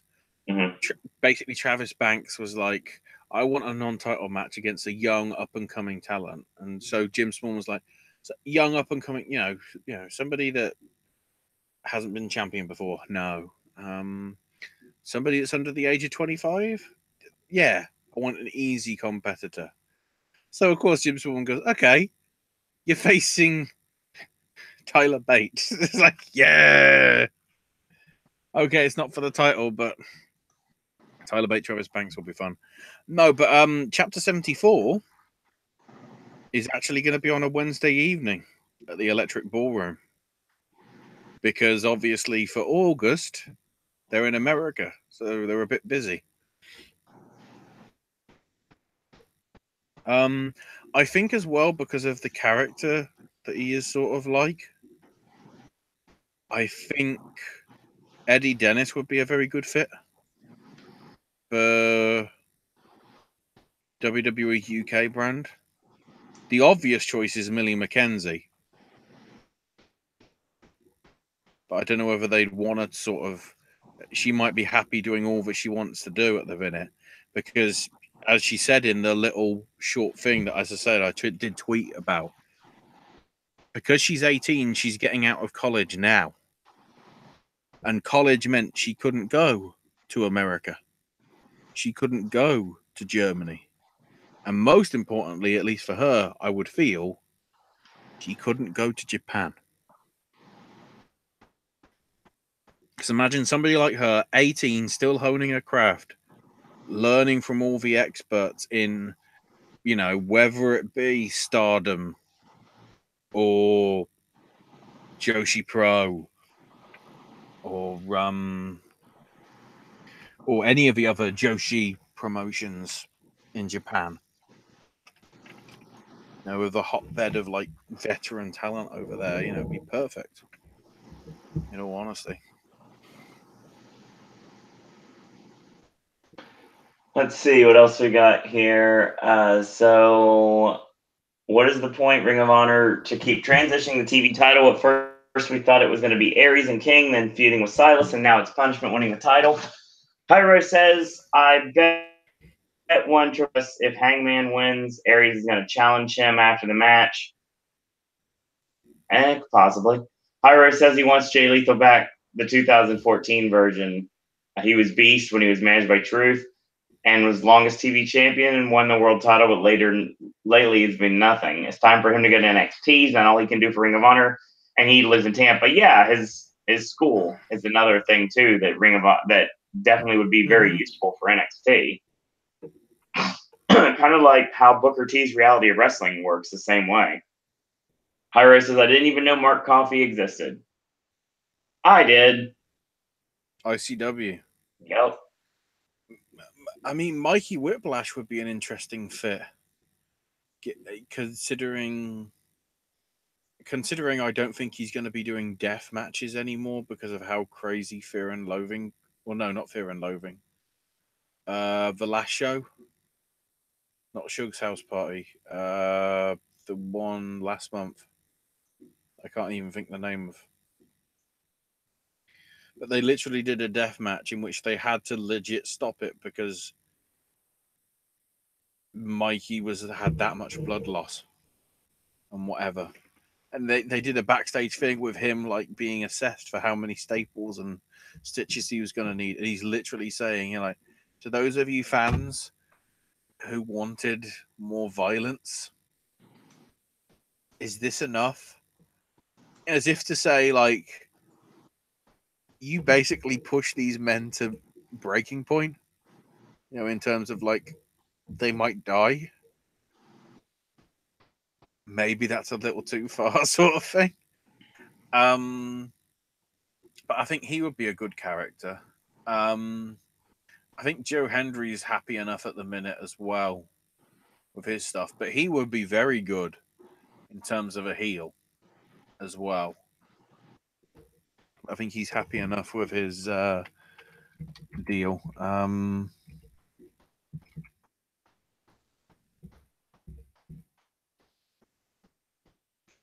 What else we got in chat? So, Ira says, I'm so glad Zach Gibson didn't win, but it's funny how one half of the tag team champions beat the world champion.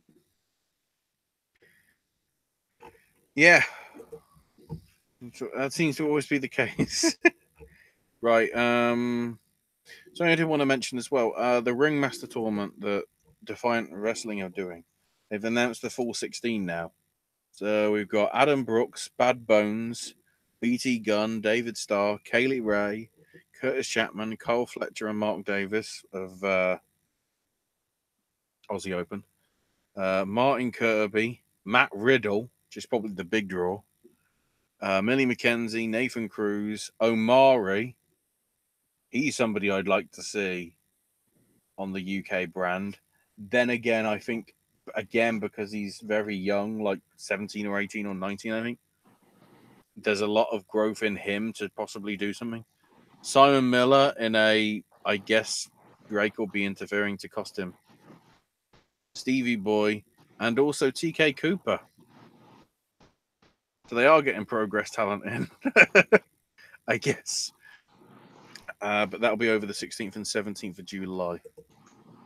over 2 nights and all that. But this weekend, Fight Club Pro has its International Techers show. I want to quickly bring that up because that looks to be a very stacked card. Because that's the advantage of having a company that's co-owned by Trent Seven. I'll get to it in a minute. C4 Wrestling up in Ottawa has got a Friday night show, Crossing the Line 11, Point Break. Wait, is that referencing TNA or Keanu Reeves? Rise 8. That reminds me, the Rise promoter put out a very heartfelt blog post / Facebook / Twitter, whatever. Basically, the Rise shows are not doing anywhere near as good. Apparently, women's wrestling isn't getting enough attention as they thought. So, the Rise 8 and 9 shows are happening as it stands. The TV tapings that they're doing. Oh, the last scheduled set of shows. Because what was, I think, Rise 10 that was set for October has been sort of put on indefinite hiatus. And depending how well we do for the next, how well they do for the next shows over the next few weeks, will basically depend on the future of the promotion. Which, considering how we've heard that Shimmer is in a lot of trouble, supposedly, in terms of how well they do, perhaps back your women's company. I know Dan Red obviously tweeted it out about it. Because obviously being promoter of the Pro Wrestling Eve stuff over in the UK, you know, it's always good to sort of give a voice to the women's shows because you know they've got a lot of the stars of the future on them, and hopefully more can happen. PCW's doing a couple of shows in Preston. They're doing a charity wrestling show Saturday afternoon, and then another show, I believe, in the evening, a double header. Southside Wrestling and Kamikaze Pro are combining in the Birmingham in the UK for a double header. We've got the Ring of Honor TV tapings. We've got Freelance Underground as well in the Bottom Lounge. I believe is in Chicago, Illinois. Yeah. And there's also the Southside Wrestling World Cup in Bedford on Sunday afternoon. Don't think that, and there's some IPW stuff next Wednesday as well, depending whenever we do our next show, because I don't know when that is. Also, the MLW TV tapings are happening July 12th, including a middleweight tournament, from what I remember. They're making a big thing out of. I still can't watch it because it's all still region blocked on YouTube. Thanks, MLW. Don't let anybody watch your product that isn't out in America. Apparently, you don't care about us. I don't know. Shots fired? Maybe. I don't know. Maybe.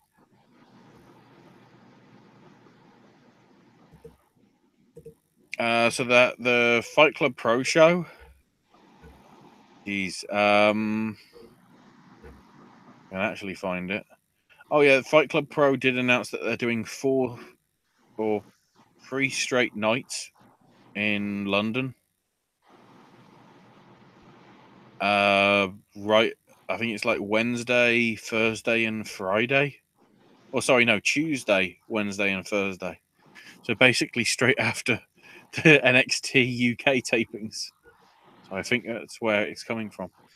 But yeah, we've got the besties in the world against the Bruiser mates of Millie McKenzie and Pete Dunne, which I believe is for those the Pro Wrestling Revolver tag titles, the rematch. We've also got David Starr O'Mari, Speedball Mike Bailey, and El Hijo de Fantasmo. Or sorry, El Fantasmo in a 4-way. That's ridiculous on its own. Eddie Edwards is going to be involved somehow. Is it? It might be with. I'm guessing it might be with Sammy if he's wrestling there. I don't even know. Kid Lycos and Obey Brook CCK will be in action in some shape or form. Apparently. Jordan Devlin taking on Naoki Tanizaki, the former Dolphin from Dragon Gate Japan. And then the big one, Tyler Bate versus Will Ospreay. Oh, wait, Volta's also going to be on the International Tekkers show. So does that mean Eddie Edwards Volta? I guess? That's all I can think of.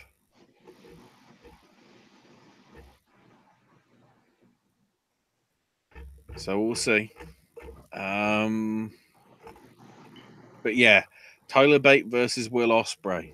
Yeah, supposedly, only WWE wrestlers can be on WWE approved shows.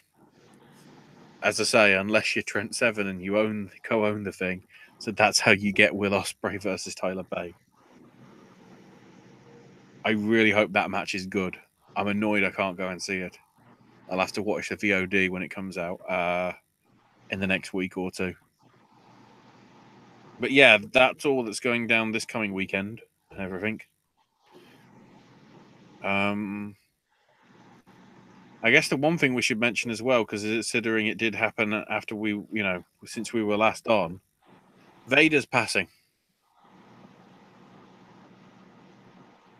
Owen. I'm here. It's been a rough couple days. Okay. Yeah. I'm very tired, and it's finally caught up to me. Yeah, Vader.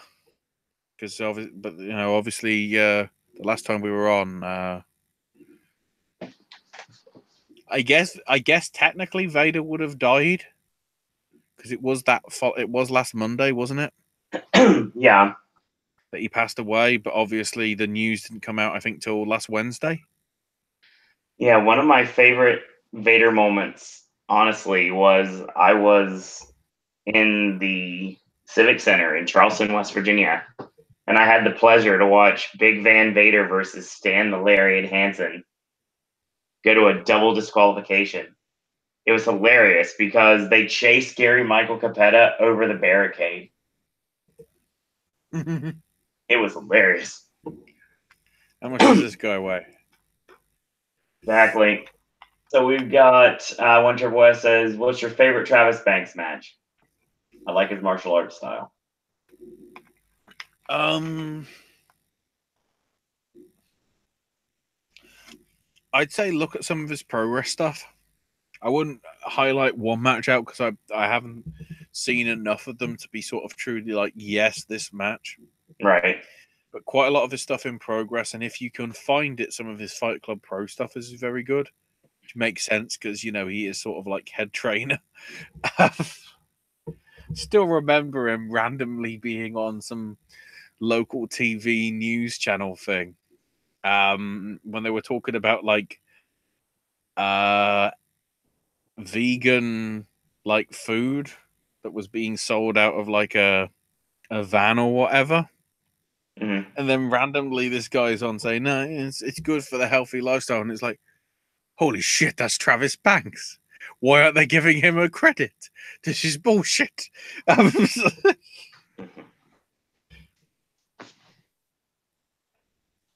else we got here? A couple more things in chat here. Rumor about NXT going to Fox Sports 1.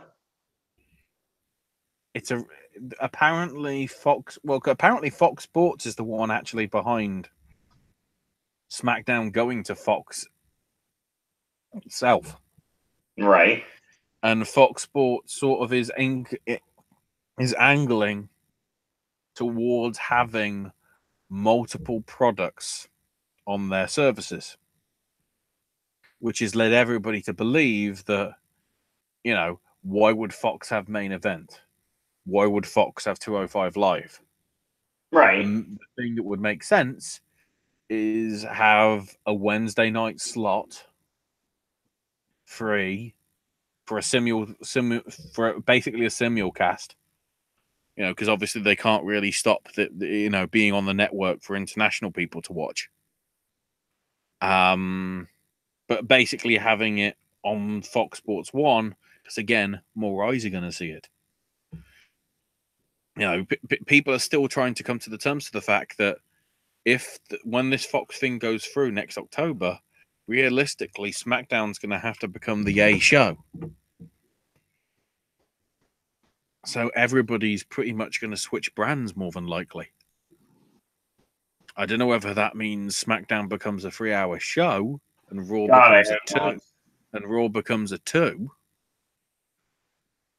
because it's the flagship show.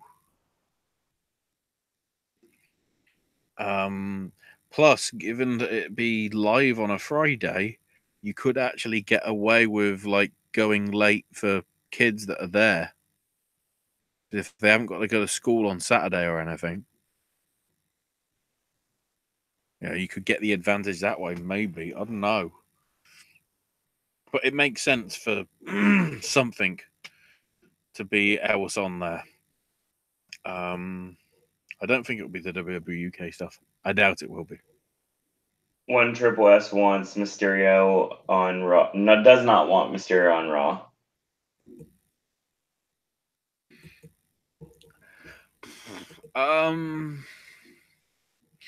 If it's rumored, if the rumors are true and that he has signed it's a multi-year deal, but it might be Lesnar style, maybe. Just doing stuff here and there. Who knows? Good Ray match in the Indies.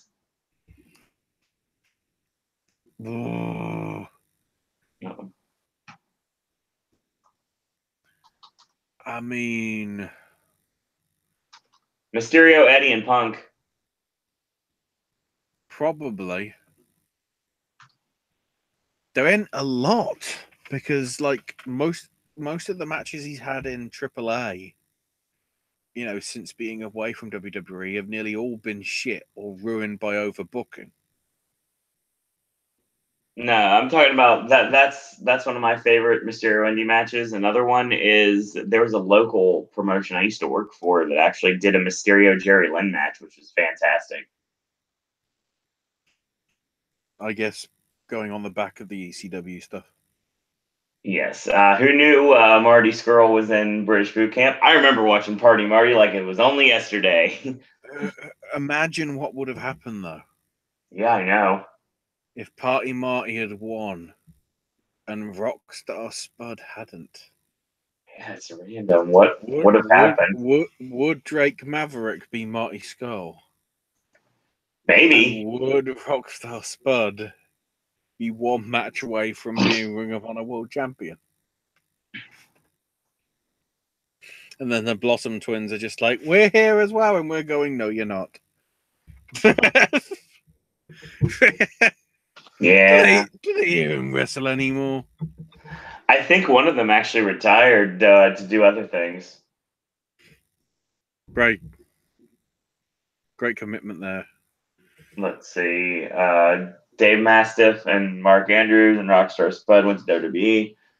And good match. How about Pimpinella Escarlata versus Rico? Oh, that's interesting. The Blossoms are both married to OVW people. One's a referee that works for OVW, and the other is a former OVW wrestler. Hyro said, well, one Triple S's favorite Vader moment is on Boy Meets World. Those were interesting stuff. And also, Hyro's talking about Ospreay against Vader. Yeah, it's a shame that isn't anywhere officially on the net. Yeah, it was. The build-up is on Rev Pro's channel, I think one of the channels. Like when they did the stare down and all the music and everything, which was nice. It was interesting that Vader went over as well. That was sort of like, okay, that's a swerve. It didn't really do anything as well, but you know, the problem is it was sort of went like an MMA fight. In that, like afterwards, they were sort of hugging each other, and it's like, I didn't really have beef with you. It was like, you clearly did. You just changed your mind. I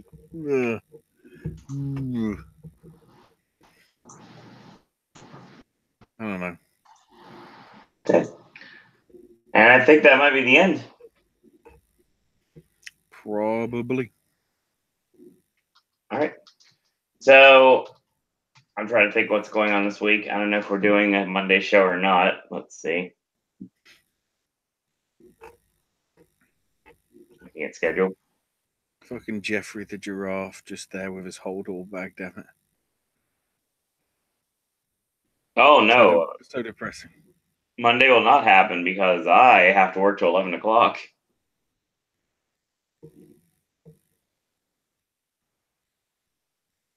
I mean, we could do a July 4th show if you really want to. I mean, maybe.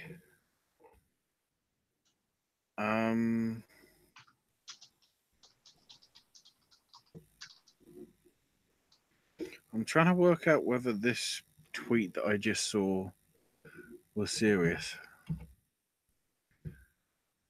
So just saw Sandro tweet excited for Bull being the general manager of NXT Japan. I'm guessing not, because I'm guessing that's referring to Bull Nakano. Probably. Yeah, one Turbo S talking about Hell No getting back together.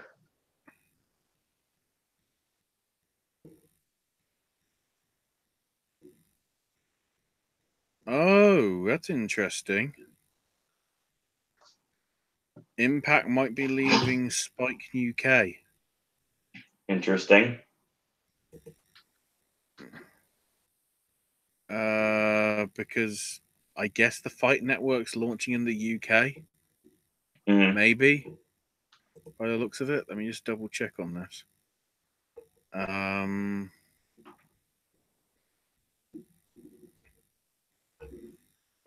See if I can find any details about it. Problem is, there's so many tweets and everything. So I don't know what's actually going on there. That'd be a shame, but I guess it sort of makes sense. Anything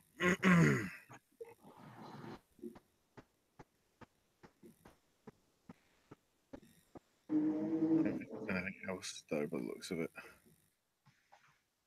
I can see. So yeah, that's interesting. The stuff that I haven't really.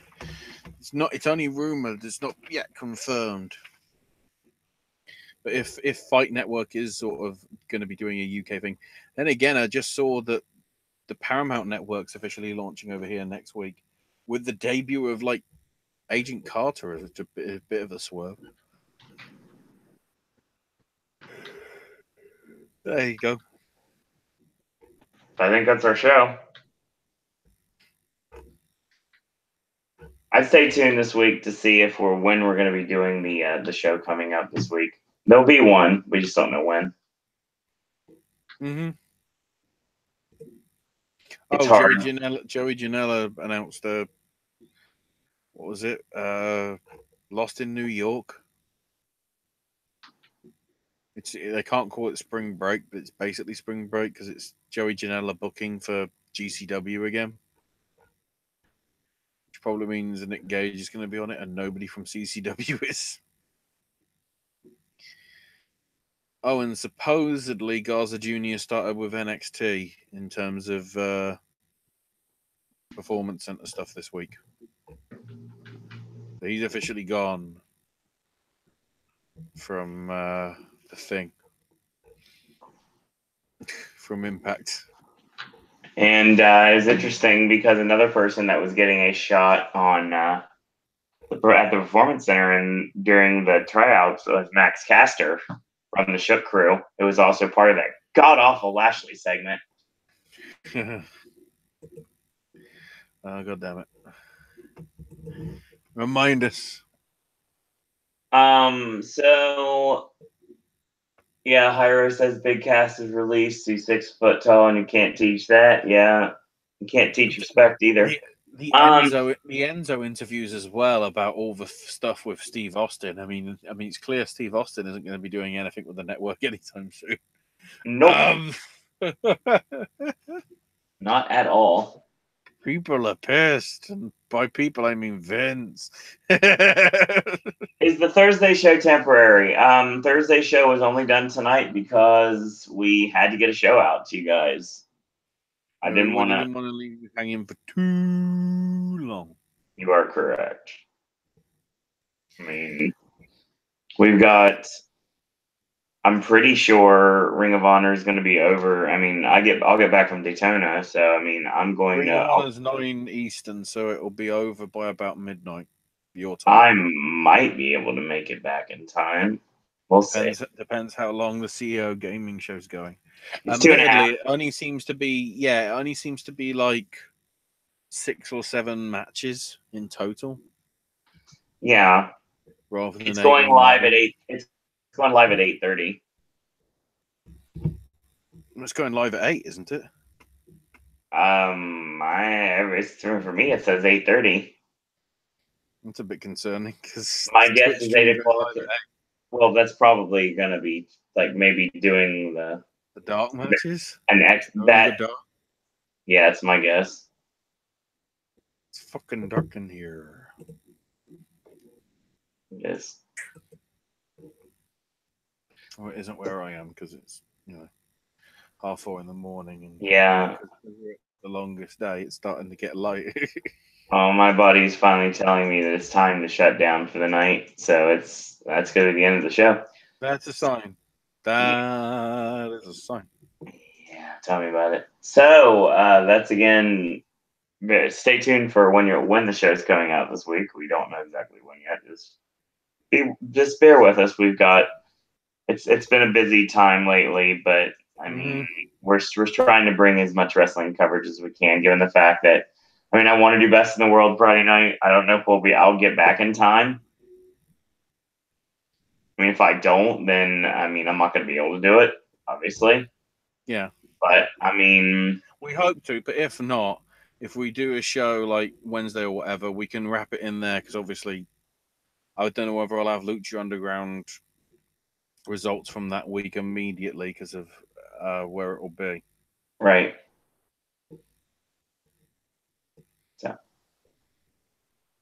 So that's your show. Thanks everyone for joining us tonight. Ashley, where can we find you on social media? I'm on Twitter at Ash is my name UK, where I'm retweeting 3 pictures that look like a really slung cat. Interesting.